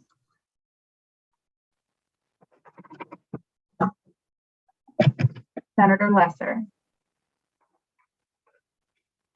Representative Retigliano. Tigliano votes no. Thank you. Representative Vargas. Representative Vargas votes yes. Thank you. Representative Winkler. Representative Winkler votes yes. Thank you. Thank you, Madam Clerk. Moving on to item number 8. Senate Bill number 422, an act concerning the Essential Workers COVID-19 Assistance Program. This will be a JFS to the floor, LCO 3974. Can I get a motion, please? So moved. Second. Moved by Rep. Sanchez, second by Rep. Hall. Thank you. This bill will expand what we've done with the Essential Workers COVID-19 Assistance Program to cover a broader range of essential workers. Specifically, they include people employed in a category that the CDC recommended for vaccination in phase 1C of COVID-19 vaccine program. It will expand the program to provide up to 80 hours of wage replacement benefits to those who miss work without pay for certain reasons related to COVID. The eligible reasons for the leave include, among other things, the employee having COVID and needing to quarantine, or needing to quarantine because of COVID symptoms or potential exposure to COVID, or being prohibited from working by his or her employer due to concerns over potential COVID transmission, and needing to care for a family member under quarantine or whose school is closed due to COVID. The benefit will be available to cover employees' unpaid time lost for work between July 21, 2021 and the end of the emergency declared by the governor on March 10th, 2020, and extended by the legislature on February 14th, 2022.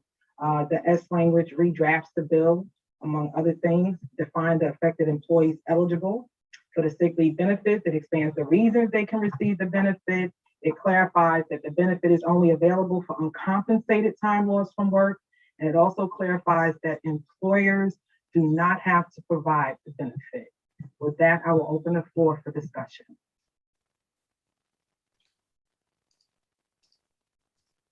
Representative Aurora, you have the floor. Thank you. Once again, here the issue is somewhat similar, which we discussed earlier, that during COVID time, when we spent as a country, call it somewhere in the 4 trillion range, these numbers are just mind-boggling, let me tell you. And as a 1% coming to Connecticut, you could say 30 to 40 billion came to Connecticut in one way or the other. You had a lot of, overlapping programs. There was some degree of inefficiency in it. Some degree of unfairness ended up being just there. Even having said that, I recognize all of that. I looked it up. I thought maybe at some points in some days of my analysis, as you know, I'm an analyst by training, I would have thought that there was a leakage, as they call it in that business. There was 10 billion or 25%, which just went to places it shouldn't have gone to just for our state, or $1 trillion overall. And we see that leakage is causing inflation. We also know in economic terms what's going on. So now it's a time, but it had to be done. When in the crisis of that sort, some folks who are on my side of the bench said, well, be slow, go slow, but you didn't go slow. You couldn't go slow at that time. You had to put the stimulus to work. And we know the Fed and everyone was a little too permissive just to make sure that we didn't fall into the best. And as a result, now we have inflationary pressures, which are quite daunting and really hurting the common man or common woman and man. But now here is something where, now we got to put back and say, well, a lot of stuff was overdone.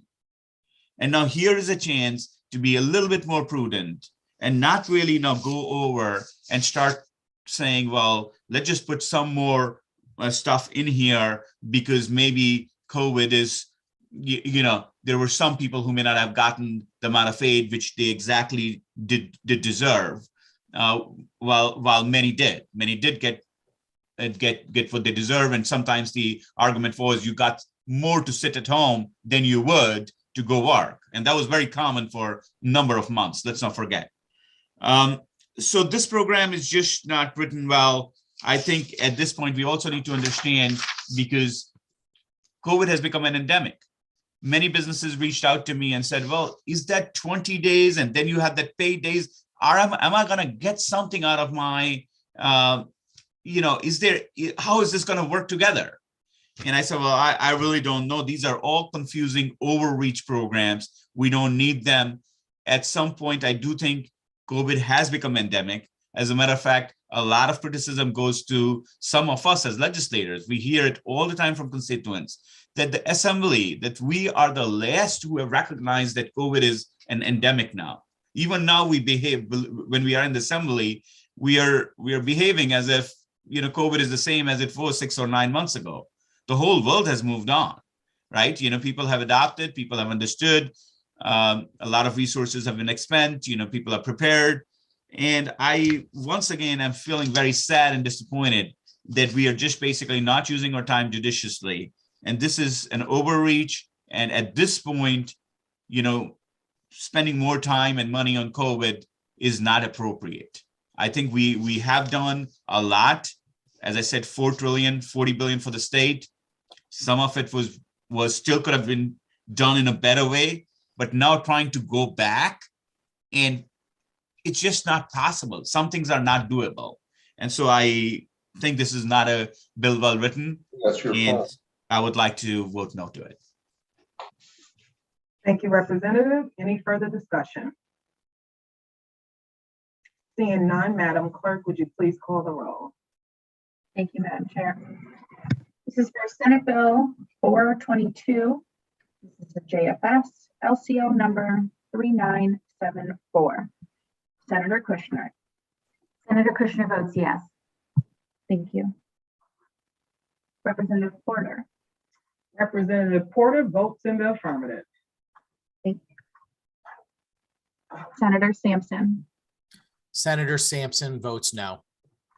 Thank you. Representative Aurora. Aurora is a no. Thank you. Senator Cabrera. Senator Cabrera votes yes. One more time for me, Senator. I'm sorry. Senator Cabrera votes yes. Thank you. Representative Sanchez. Rep. Sanchez is a yes. Thank you. Representative Anderson. Representative Anderson votes no. Thank you. Representative Hall. Representative Hall votes yes. Thank you. Representative Hughes. Senator Lesser. Representative Ritigliano. Ritigliano votes no. Thank you. Representative Vargas. Representative Vargas votes yes. Thank you. Representative Winkler. Representative Winkler votes yes. Thank you.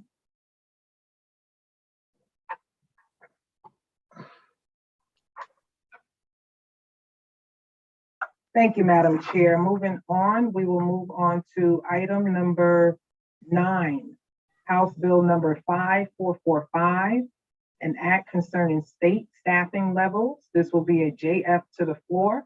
Can I get a motion, please? So moved. Second. Moved by Senator Kushner, second by Rep. Vargas.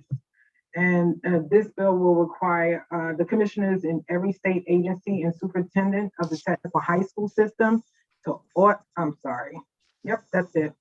Automatically refill all vacant positions, including those to retirements that occur in fiscal years 22 and 23. It will also require commissioners and superintendents to submit plans for filling the vacancies to the legislature starting within 30 days after this bill is enacted, and then quarterly after that. In addition, it will also require that the DAS commissioner, the superintendent, and the HR departments of each state agency to keep open requests for applications for all job classifications. And lastly, for hiring to occur continuously for all vacant positions. With that, I will open the floor and recognize Representative Aurora. You have the floor. Thank you. This is an absolutely unnecessary bill. This bill actually is going to do quite some harm in our state system. The idea that we do not give management flexibility to reconfigure their organizations and automatically fill all vacant positions is just terrible. I think most of the time what happens is that, in most organizations, even in private organization and mostly in public organization, you do not want to lay off people. It's just a bad idea. I don't know if any of you have been involved in a situation when business is bad to cut people.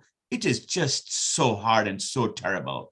You really reach out to people who you really like, and many times they're personally so close to you, and because of one reason or the other, things have to be changed around. But when people leave for some reason or the other, many times they retire, it does offer an opportunity without that emotional cost, without that additional degree of pain and hurt, to reconfigure certain job profiles, to readjust, maybe this person does better here, this person may fit more here, maybe this job can be use more technology or shared with someone and find efficiencies. This is a killer of all of that efficiency, because as soon as somebody leaves, you got to fill the vacant post automatically without thinking about the opportunity that comes to reorganize, rethink strategically.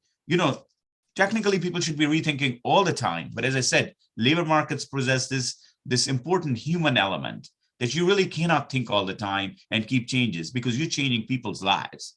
But this kind of opportunity, when people leave of their own accord or because retirements happen, offers the management, and many times in changing technology times, to do more productivity measures and many times improve the wages for everyone, because suddenly if computers are a technological thing is being used, solution is being used, a person can do more and hence they get paid more. For example, there is a huge amount of economic research that as workers are able to leverage more technology, they become more productive. As they become more productive, they get paid more. There's always that example given that, landscaping is a very difficult job. And once all landscapers at some point in the future will become robot operators, their conditions will improve because they were going to sit in air-conditioned environments and send their robots out to mow the lawn or trim the edges. And that's 20 or 40. And that's not too far off, by the way.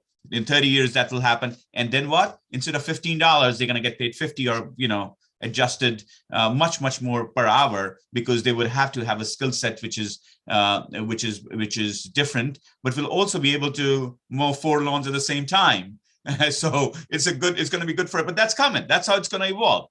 What we cannot do is stop productivity increases. It hurts the individual, it hurts the system, it hurts our state. And this is a bill which just does that. Stop productivity growth by making sure that the same job like for like is replaced. I strongly encourage everybody to see through this, how harmful it is to exactly who you're trying to help. and trust your management that when need be, our leaders are not going to skimp and not hire people. They will, but give them the flexibility to make the decisions that they think best. So I'll be voting no. I encourage everybody to think through this and vote no, please. Thank you.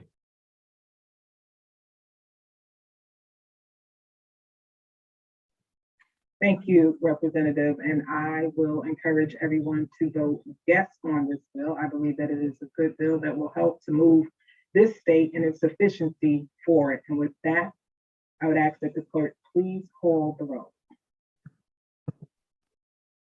This is for House Bill 5445. This is a straight J up to the floor. Senator Kushner. Senator Kushner votes yes. Thank you. Representative Porter. Representative Porter votes in the affirmative. Thank you. Senator Sampson. Senator Sampson votes no. Thank you. Representative Aurora. Aurora votes no. One more time for me, Representative. I'm sorry. No, please don't be sorry. I'll definitely do it one more time for you. Representative Aurora votes no. Thank you. Senator Cabrera.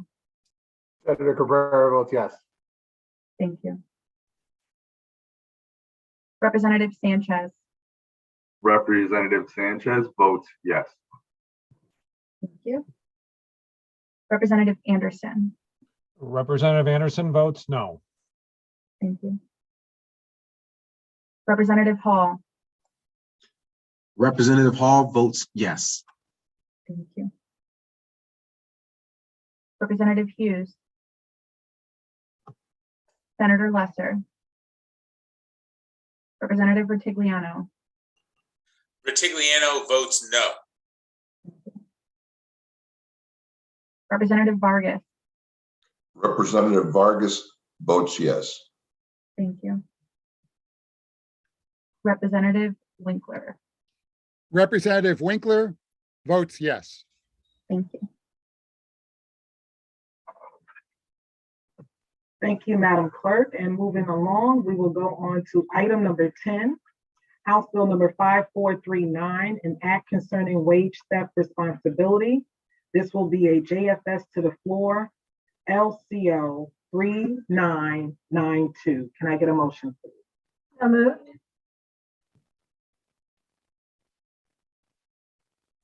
Second. Moved by Senator Kushner, second by Representative Hall.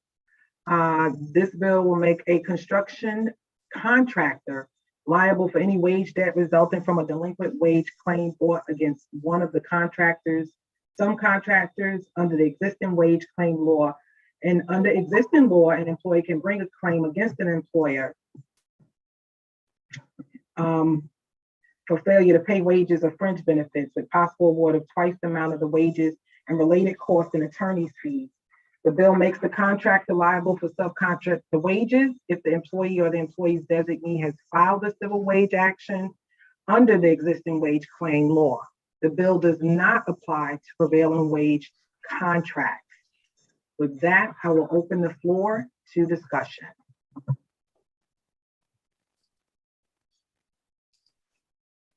Representative Aurora, you have the floor. Yeah, thank you. I think the problem with this this bill is that if the contractor doesn't have control over a subcontractor, they're two different entities. So let's assume for a moment a contractor hires a subcontractor to do $100,000 worth of work. The subcontractor does the work. The contractor gives the $100,000 to the subcontractor. And let's assume for a moment the subcontractor is a bad apple. They don't pay their employees. The contractor has already given the funds. Why are they now responsible again to the employee? Obviously, the subcontractor should be responsible and in legal courts to pay their employees. But there are two contracts here. One contract is between the contractor and the subcontractor. The other is an employment contract between the subcontractor and the person who works. And so what we are trying to do is say, well, you cannot really have a contract. The contract between the subcontractor and the employee is really subject to, the contractor is also subject to it. It just doesn't make any sense whatsoever. Why you would subject a contractor to a subcontractor's relationships. Now, I can see, and I'm kind of thinking through it, this would ensure that the contractors do much better vetting of their subcontractors to make sure that they don't have any bad apples. I think that's really a good idea. But you do not have to expose them to such liability, because many a times that vetting, things happen fast in business. And in general, people really do not like hiring bad subs, because I don't know if you have ever had an experience of running a project. I've had many experiences, and getting a sub, which is bad, is really, really not a good idea. Everybody avoids that stuff. It's not that thing anybody seeks out, but nevertheless, in a big project, it does end up happening. You end up hiring for especially something new which comes up, or when times are tight and short, somebody who, more importantly, who may not pay their employee, which is very bad, but who may not show up on the job, who may take a contract and not perform. That happens a lot. Or who basically takes the advance. I'll tell you what happens a lot more. You take an advance and then you don't show up with the goods, or never show up on after that. That happens all the time. And then you're chasing the subcontractor for the advance you gave him. So my point is that this is a very complicated area.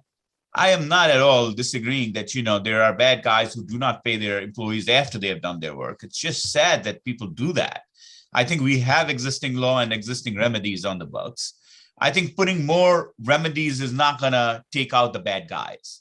It just won't. The contractors already have enough and more than enough motivation and desire to only hire good, reasonable guys so that everybody gets paid and the job gets done.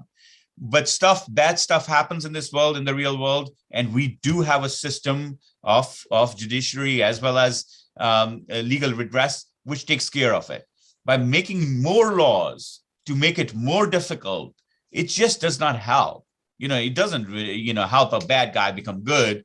And I do agree that there's only a very small number of bad guys. 99% or 90, a very large percentage of all our businesses are honest, good businesses doing the right thing. So that's the reason I think this is an overreach. It's an unnecessary piece of legislation, and I think we should kill it, or we should not do it. Thank you.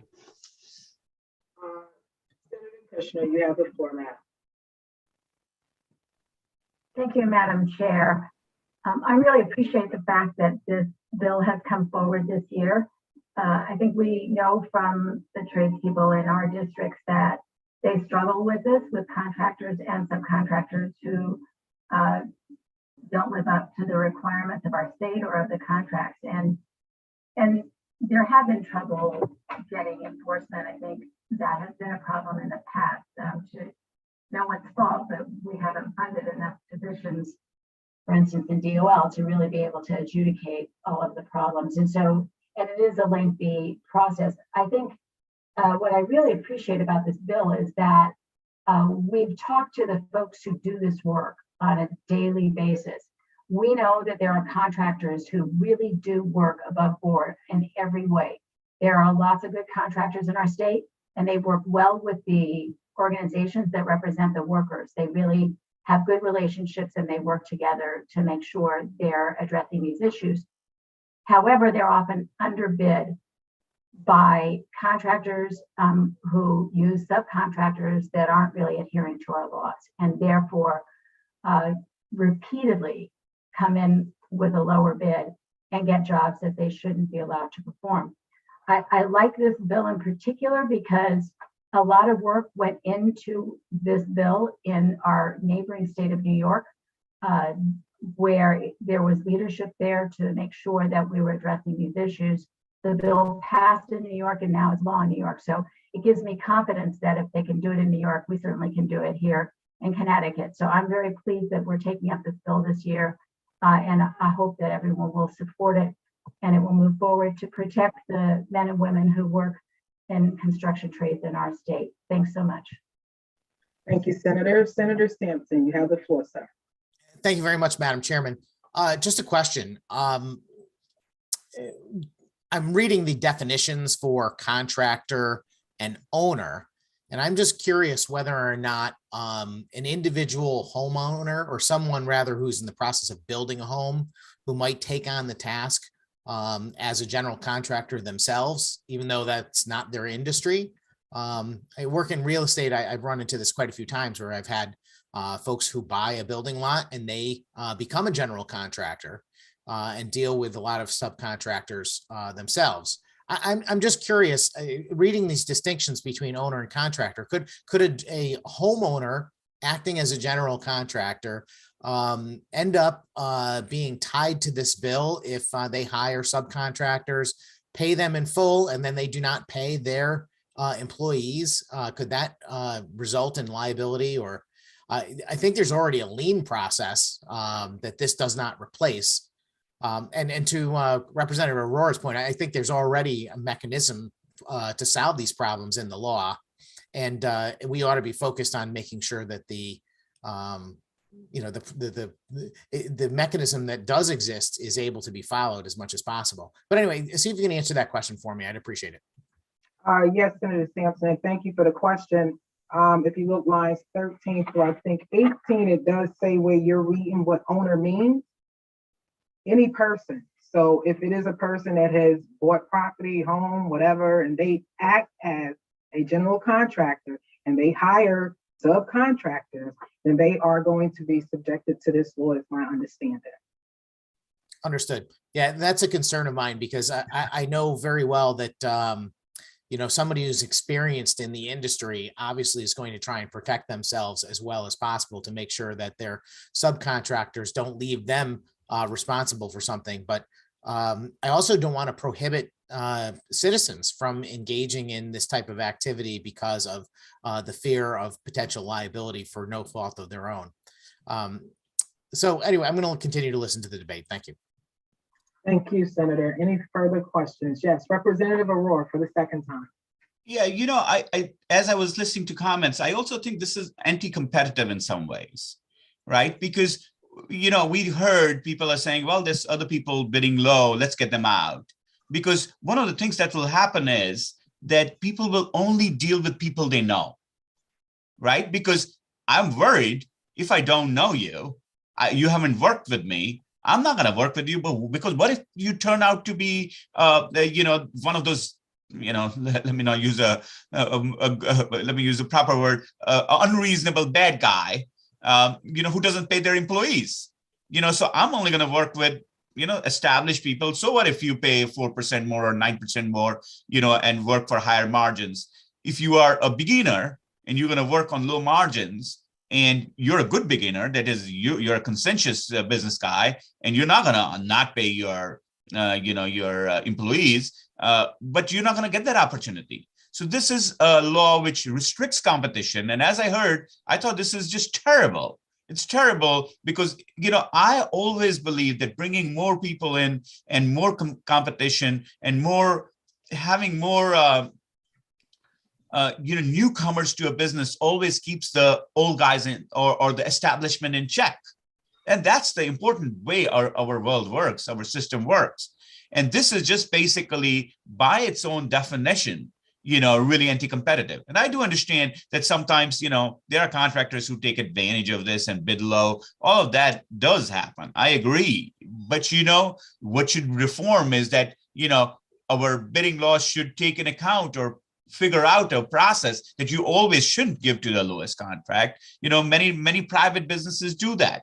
Private businesses do not always only consider one factor, i.e. price. They will consider other factor, record of, how much work they have done, their reputation, and so on and so forth into account, so that if a reputable contractor is 1% over, that's fine, or 3% over, that's fine. If they are, 30% over, it's not fine. right? So there are lots of things that can be done to address the problem, which we heard that some of these contractors will come in and bid low, but many of them might be bidding low because they do have an ability to, either by using technology or because they're going to work on thin margins, get it done at a lower price.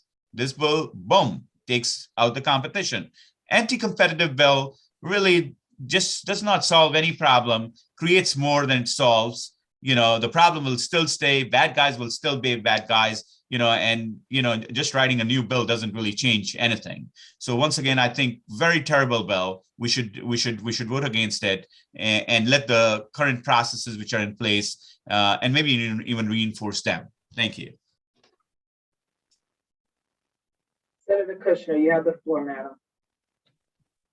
Thank you, Madam Chair. I just wanted to briefly make clear that my comments about competition, I do think that competition is productive in this field, and I just think it should be fair competition, and that's what I hope we will accomplish. And I hope we'll continue working on this to make sure that we're addressing the needs of this working population, because I think they're very important to our economy and to our communities.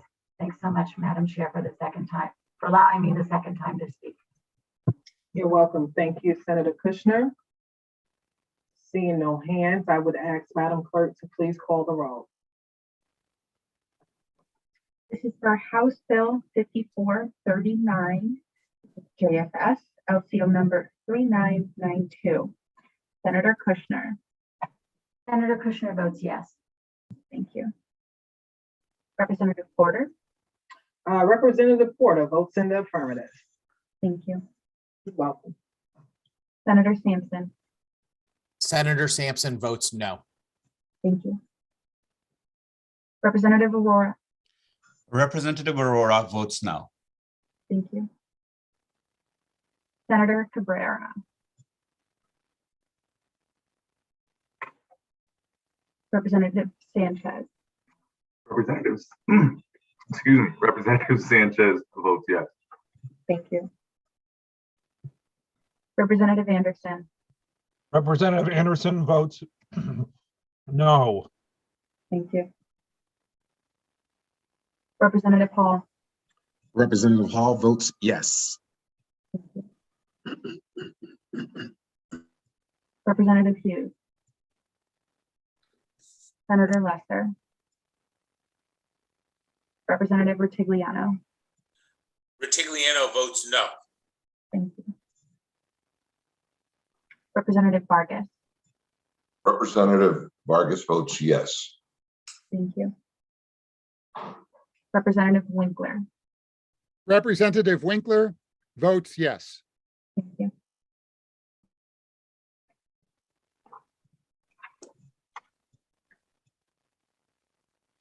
Thank you, Madam Clerk. Moving on to item 11, the final item on the agenda for today. Senate Bill number 420, an act concerning the state workforce and discrimination and retaliation in the workplace. This will be a JF to the floor. Can I get a motion, please? So moved. Second. Moved by Senator Kushner, second by Representative Hall. This bill has a lot in common with item number 7, House Bill number 5441. So I'll just state as a preface that these are definitely still a work in progress, but we do want to move this out of committee today so that we can continue that work. And in the bill that we're looking at today to be JF to the floor, the bill will require all branches and agencies of state government considered an employer under the state collective bargaining law to adopt a zero tolerance policy for using managerial authority for discrimination or retaliation against those who complain of discrimination. The bill uses the definition of state employer for the collective bargaining law, which includes the executive branch, judicial branch, any related boards, departments, or commissions, and state public higher education. With that, I will open the floor for discussion. Seeing none, Madam Clerk, would you please call the roll? This is for Senate Bill 420, This is a straight JF to the floor. Senator Kushner. Senator Kushner votes yes. Thank you. Representative Porter. Representative Porter votes in the affirmative. Thank you. You're welcome. Senator Sampson. Senator Sampson votes no. Thank you. Representative Aurora. Representative Aurora votes no. Thank you. Senator Cabrera. Senator Cabrera votes yes. Thank you. Representative Sanchez. Representative Sanchez votes yes. Thank you. Representative Anderson. Representative Anderson votes no. Thank you. Representative Hall. Representative Hall votes yes. One more time for me, Representative. Representative Hall votes yes. Thank you. Representative Hughes. Representative Hughes votes yes. Thank you. Senator Lesser. Representative Retigliano. Retigliano votes no. Thank you. Representative Vargas. Representative Vargas votes yes. Thank you. Representative Winkler. Representative Winkler votes yes. Thank you. Thank you, Madam Clerk. We will hold the votes open. The time is now 1:41 p.m. So I will say we'll hold the votes open until Senator Kushner. I'm sorry, let me first recognize Representative Vargas. You have the floor, sir. Thank you, Madam Chair. You're welcome. I wasn't aware until the comments, the earlier comments by Representative Rutigliano that this may be the last minute meeting of the Labor Committee with Representative Harrow as a member of the committee. And I'd just like to say that as possibly the longest serving member of the Labor Committee, unless somebody else tells me I'm wrong, I believe I go back to the days of You're Chairman right. and Senator Ed Gomes, which wasn't that long ago when you really start to think about it in terms of time. It wasn't really that long ago, but seems like an eternity to me now. But I'd just like to say that I'd like to thank Representative Aurora. He was my neighbor when I was chair of the Executive Legislative Nominations Committee. We had adjoining offices and we enjoyed a lot of interesting conversations. And even though we come at issues from very different ideological positions, I think that when it comes down to the bottom line of what we'd like to achieve, there's a lot of common agreement there. You know, I come at it from the point of view of knowing that no legislation is perfect. It doesn't matter whether we as Democrats come out with these new legislative initiatives or whether it's our counterparts on the other side of the aisle. We know that we have to revisit these issues from time to time and make adjustments, and that we all have a lot to contribute. So I just wanted to say that I've enjoyed our many talks, and I wish him well. Thank you, Madam Chair. Thank you, Representative Vargas, for those sentiments. Senator Kushner. Thank you, Madam Chair. I just want to say that every legislative session that I participated in has been incredibly important. This is probably, I'm told this is the shortest session you can possibly have. And so this being our last Labor Committee to present bills, I'm sure we may likely have additional meetings to deal with bills that are referred to us, but I do want to thank the staff who have been incredible. I know you work under extreme pressure on getting bills ready, getting agendas organized, getting JF summaries out.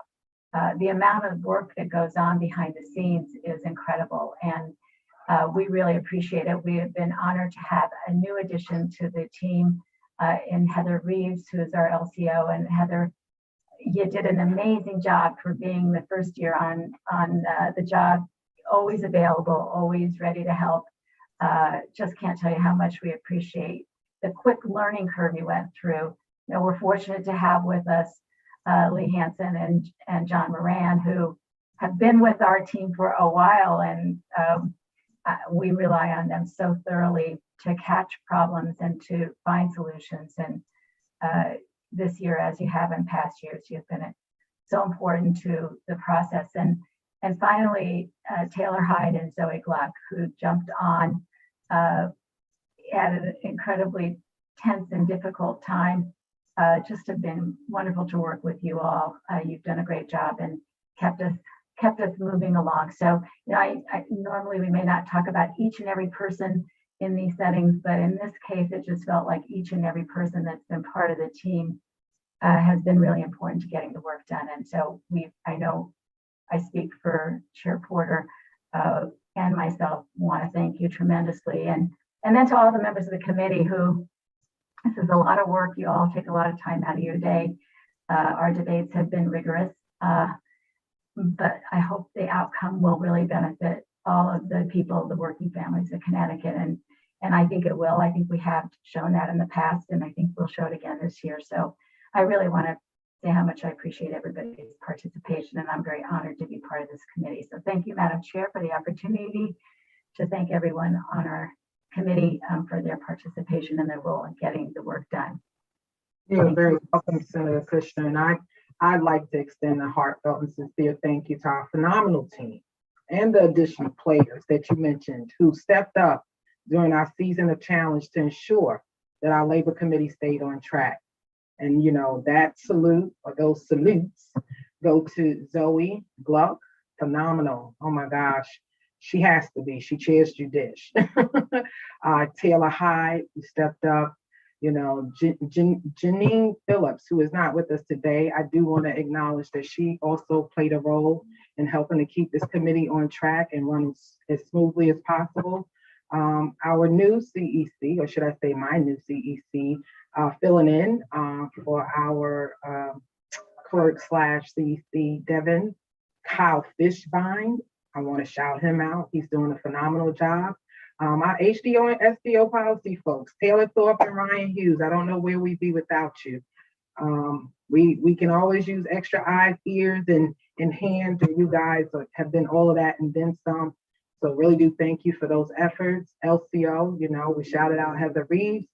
You did. You came on board and you rocked it. You really did. And I want you to know how proud I am of the work that you've done for this committee and how quickly you adjusted and just took us all the way to the finish line. So thank you.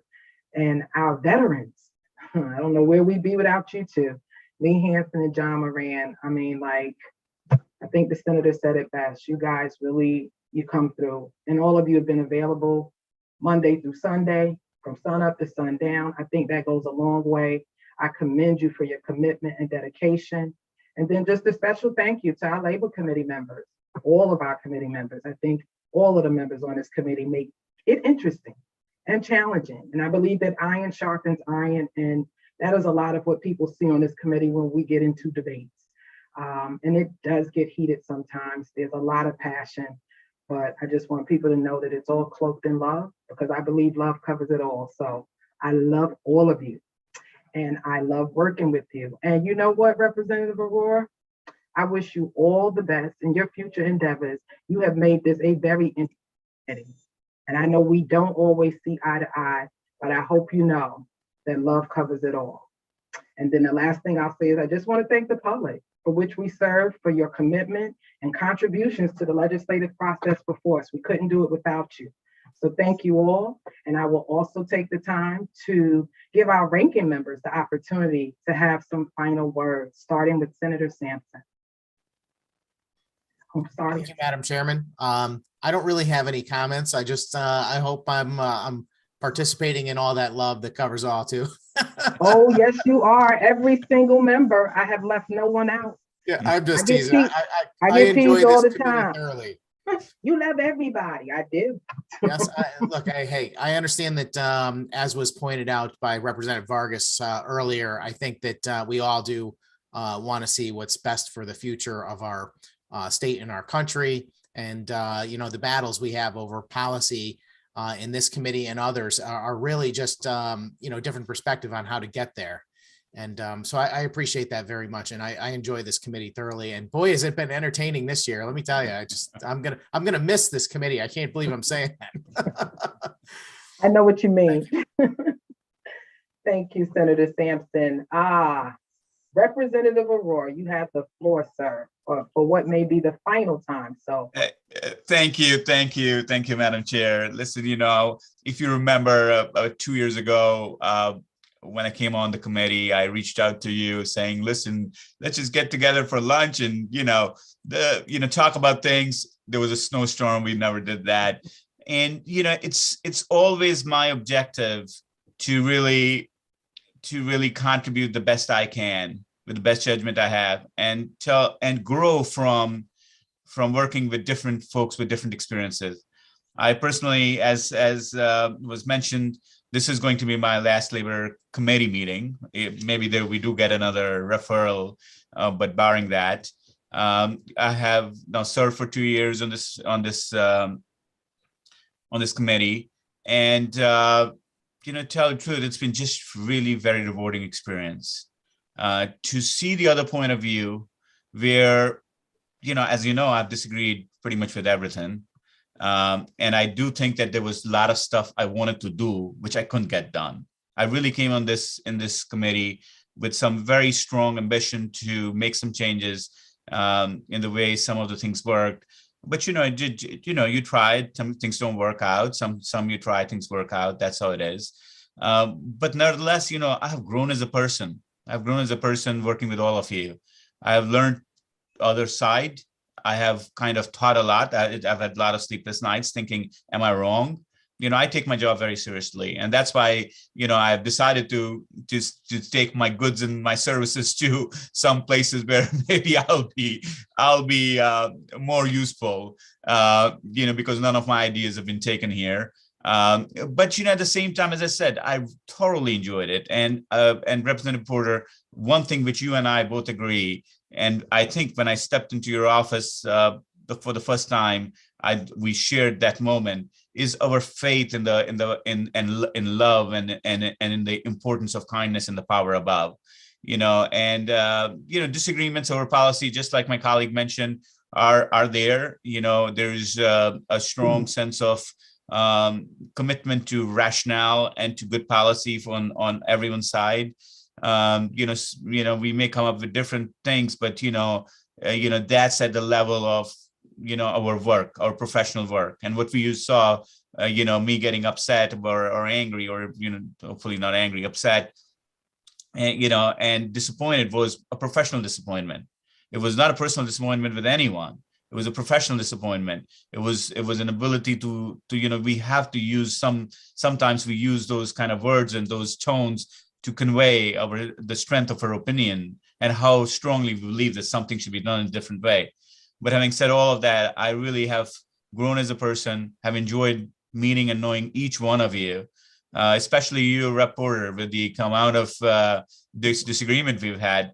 And I really think this is what life is about. This is how we contribute and we move on. We are all specks on this big thing we call Earth, and we all do our thing and we move on. And I'm grateful and thankful for the time and experiences I've had with you, each one of you, and I wish you love and success as well. Thank you. thank you, Representative Aurora. Senator Kushner, yes, ma'am. You have the floor, madam. I am so sorry to do this, but whenever you finish speaking, often you look at the faces on the screen and you say, oh my goodness, how could I forget this person? And there are a few people I did leave out that I want to thank. And certainly our assistant clerks have been incredible. Absolutely. Marie has been here for Yes. a number of years, and you all don't get to see her on the screen, but Marie is a tremendous help to us. I also want to thank Alex, who's there today, and my aide, who stepped in as the aide when so many of you know Mike Fallon, who was a tremendous friend and aide to me, took a wonderful new job, and Mike Antonakis stepped right in. So clearly, the policy people I've been so fortunate to work with, and all of the policy people from all sides. We actually get together even more often sometimes than our colleagues because of competing schedules, and everybody has been really helpful. But the one person I want to say a special thanks to that I don't know how I could have overlooked is Representative Winkler, because I think this is his last Yes. not running for re-election. And I've had the privilege and the pleasure of knowing Mike Winkler before I came to the legislature. He's an amazing, he brings an amazing perspective to our work. He's amazing in terms of his intelligence, his depth of knowledge, his many, many, many years of service to the state, both as a state employee and as a state representative. And, you know, Mike, we're going to really miss you. We're going to miss your wisdom and your words of advice throughout this process. And so I just, you know, congratulations on your true retirement. I hope we'll see you many times on many projects going forward, because you have an important voice in our state. So thanks so much, Mike. And now I think I've thanked everybody. If I left anybody out, I didn't mean to. Look, and I will say, if we left anybody out, charge it to our heads, not our hearts. I absolutely have to concur with your sentiments. Marie, oh, what a charm. I tell you, I don't know how I left Marie out, or the rest that you mentioned, but Marie is near and dear to my heart. And if anybody knows Marie, they know someone that is just, we talk about love. She's just lovely. I mean, and the way she works is consistent. She's always the same. She never shifts. She's able to keep it level kill. And that is one thing that I admire about her. And she gets the work done. And Winkler, oh man, I don't know how I forgot you was leaving, but it probably was selective memory because I'm very sad that you're leaving for all the reasons that the senator stated. And I won't only give credit to you, Mr. Winkler, representative, but I'm going to have to give credit to Mrs. Winkler as well. You two have become very good friends of mine, and she gets a lot of credit for the wonderful man that you are. Not that you wouldn't be on your own, but you know what they say, behind every good man is a great woman. So as I salute you, I salute your better half as well. And please, you have the floor. I'd just like to say my wife is the only reason I'm here. She's the only reason I could win an election, and I just owe it all to her. Thanks. You're welcome. Thank you, and thank Phyllis. All right. I mean, unless any of the members, and I mean, please feel free if anyone wants to say anything at this point, the floor is open. This is going to be our last committee meeting unless we get referrals. So I would absolutely open the floor to any other member or any other staffer, you know. Teamwork makes the dream work. We leave no one out. And I mean it. If we did, please charge it to our heads. All right. Seeing no takers. I'm sorry. I see Taylor. Yes, please. Can we just clarify what time we are holding the votes open to? Yes, we must do that. Thank you, Madam Clerk. I carried away with the goodbyes and all the accolades, but the votes will be held open until 3:30 p.m. at which time the meeting shall be adjourned. Representative Vargas.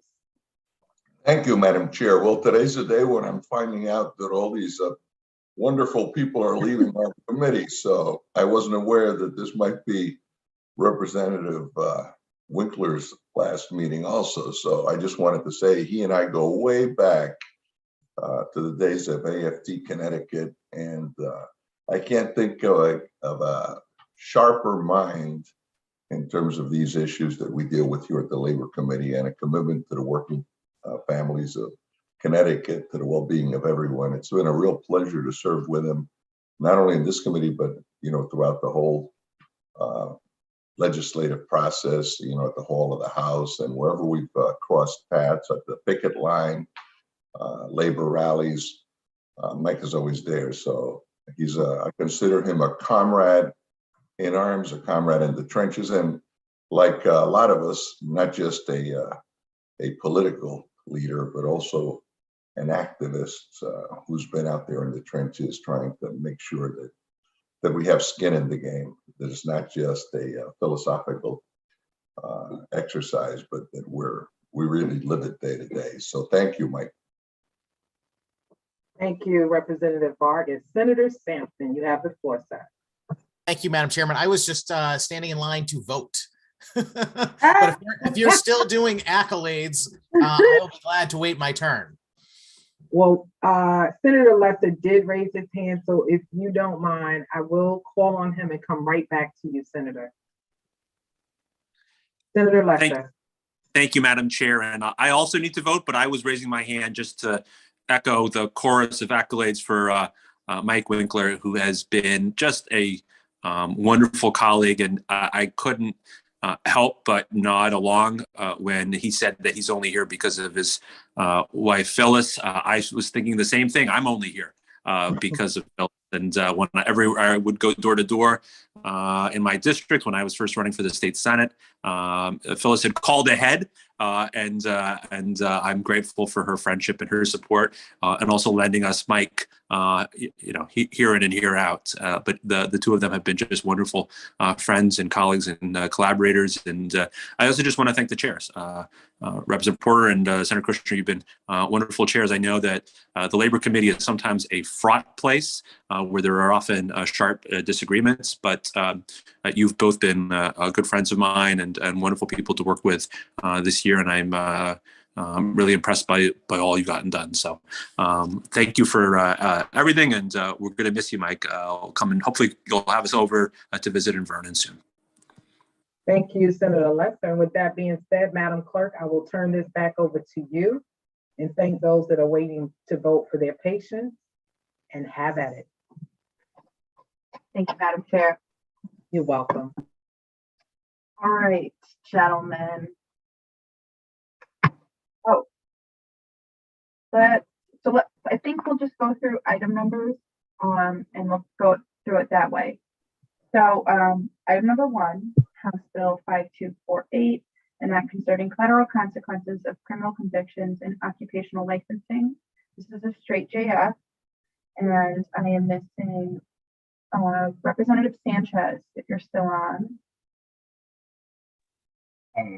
Representative votes yes. Thank you. And Senator Lesser, how would you like to vote? Senator Lesser votes yes. Oh, and thank you. And I think I skipped Representative Hall, if you are still on. Cool. Okay. This one we're good. All right, so this is on item number 3, Senate Bill 314, an act concerning protection of warehouse workers. This has substitute language, LCO number 3894. Senator Kushner, how would you like to vote?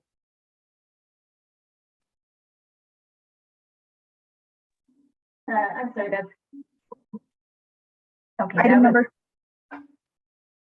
number 3. Okay, I didn't hear that you had skipped 2. I apologize for that. Yes, Oh, I'm sorry. That's okay. I think that's the only one I missed, and I am a yes vote on Senate Bill number 314. Thank you very much. Thank you. Senator Kushner, you just need to identify yourself. Senator Kushner votes yes. Thanks, Madam Clerk. And Senator Lesser, how would you like to vote?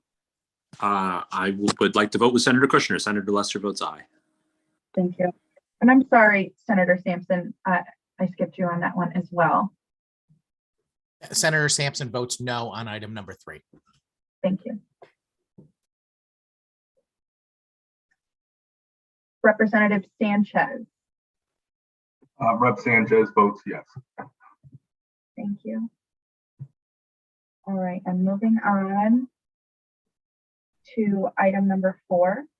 This is Senate Bill 312, an act concerning the expansion of Connecticut paid sick days. This has substitute language, LCO number 3893. Representative Sanchez, how would you like to vote? Rep. Sanchez votes yes. Thank you. And Senator Lesser, how would you like to vote? Senator Lesser votes yes. Thank you. All right, moving on. We are on item number 5, Senate Bill 417, an act concerning amnesty for non-fraudulent unemployment overpayments. This has substitute language, LCO number 4014. Representative Sanchez. Rep. Sanchez votes yes. Thank you. Senator Lesser. Senator Lesser votes yes. one more time for me, Senator, please. I'm sorry. Senator Lesser votes yes. Thank you. Moving on. Senate Bill, item number 6, Senate Bill 419, an act establishing a state training account for state service career development. This has substitute language, LCO number 3703. Representative Hughes, I don't see her, that's fine. Senator Lesser, how would you like to vote? Senator Lesser votes yes. Thank you.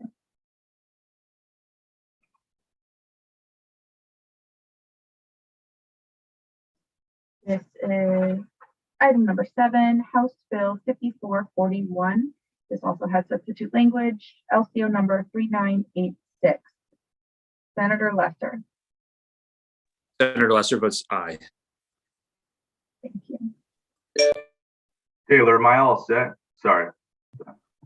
I think it was just the beginning. Let me just go through here real quick. Thank you. You're all set. Thank you. Take care. Take care. All right, moving on. All right, this is item number 8, Senate Bill 422, an act concerning the Essential Workers COVID-19 Assistance Program. This has substitute language, LCO number 3974. Senator Lesser, how would you like to vote? Senator Lesser, aye. Thank you.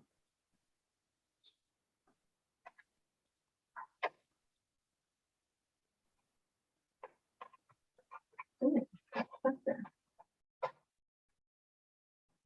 Okay.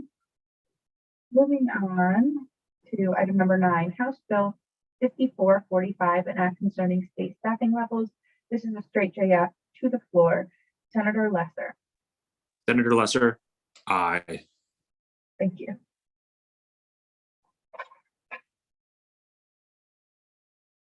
All right. Item number 10, House Bill 5439, an act concerning wage theft responsibility. This has substitute language, LCO number 3992. Senator Lesser. Senator Lesser, aye. Thank you. Am I the only person missing votes today? Feels like it. I think I'm missing one. Oh, also, Senator Cabrera, if you're still with us. Yeah, I'm here. I think I missed one. One more time. I thought I missed one vote. This is it. So it's House Okay. Bill 5439, JFS, LCO number 3992. How would you like to vote? Senator Cabrera votes yes. Thank you. Thanks, everyone. Thank you. And Senator Lester, you are all set. Great, thank you. Thank you, Senator. You take care. You too. Thank you.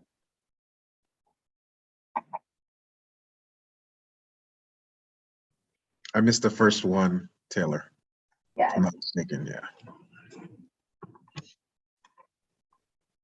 Okay. So this is House Bill 5248, straight JF to the floor. How would you like to vote? Representative Hall votes yes. Thank you.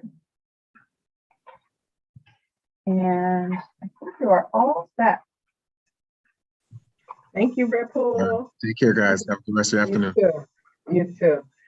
Taylor, so who do we have left besides Representative Hughes?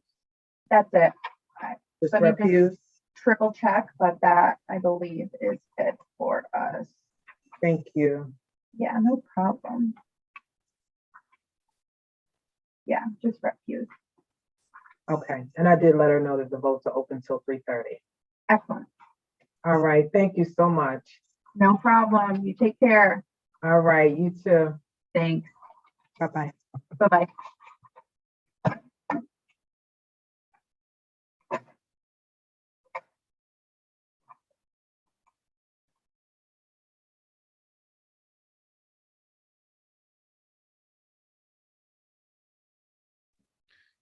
Perhaps I'm being overly cautious, but I don't remember the chair saying the meeting is in recess until a particular time.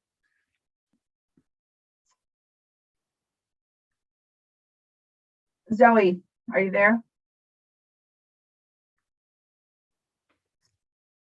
So I am, bear with me, let me check in.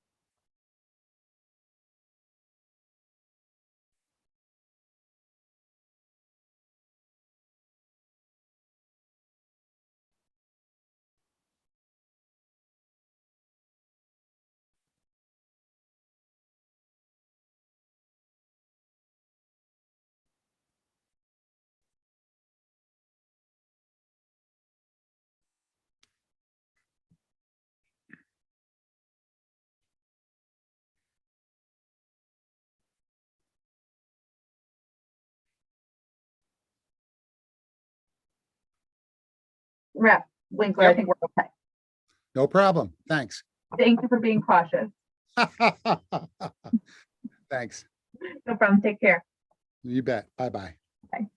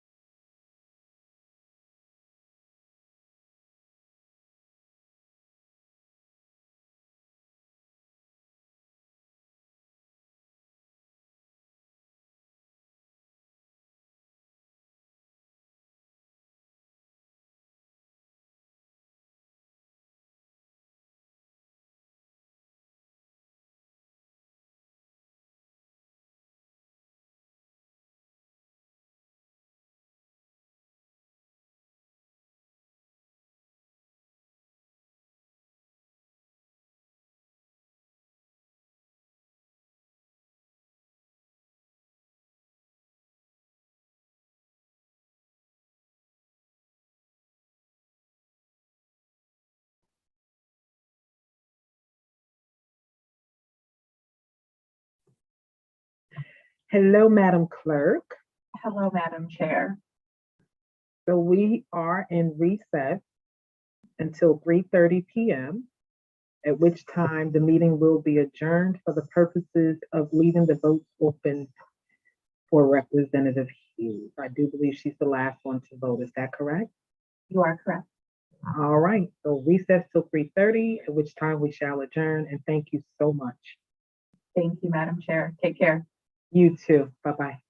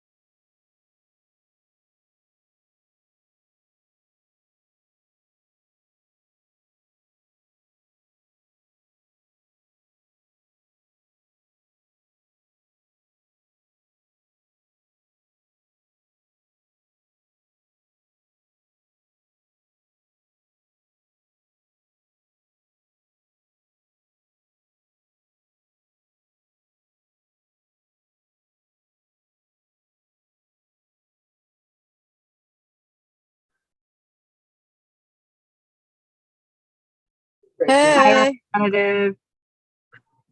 can I record my votes? And I'm going to move over to a little area over back here. Okay. So, I think we have just a few for you. Take a peek. See?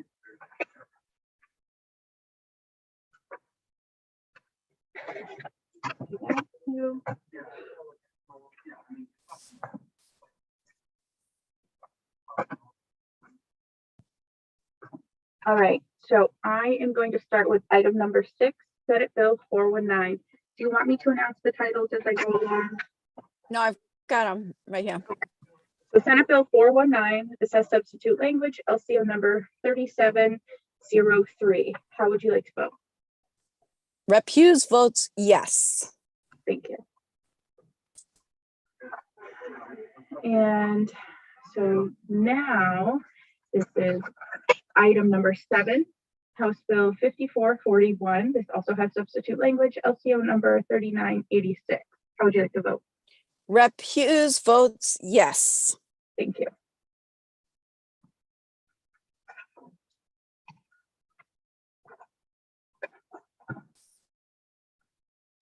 Item number 8, Senate Bill 422, also substitute language, LCO number 3974. How would you like to vote?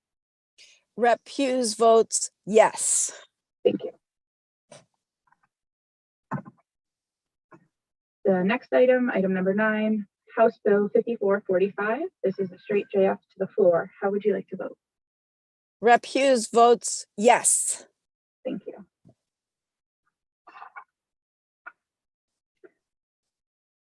Next item, number 10, House Bill 5439.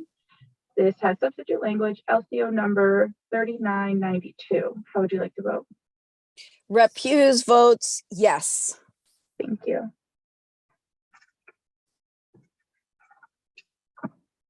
And the last item, item 11, Senate Bill 420. This is a straight JF to the floor. You voted on this, never mind. Yep.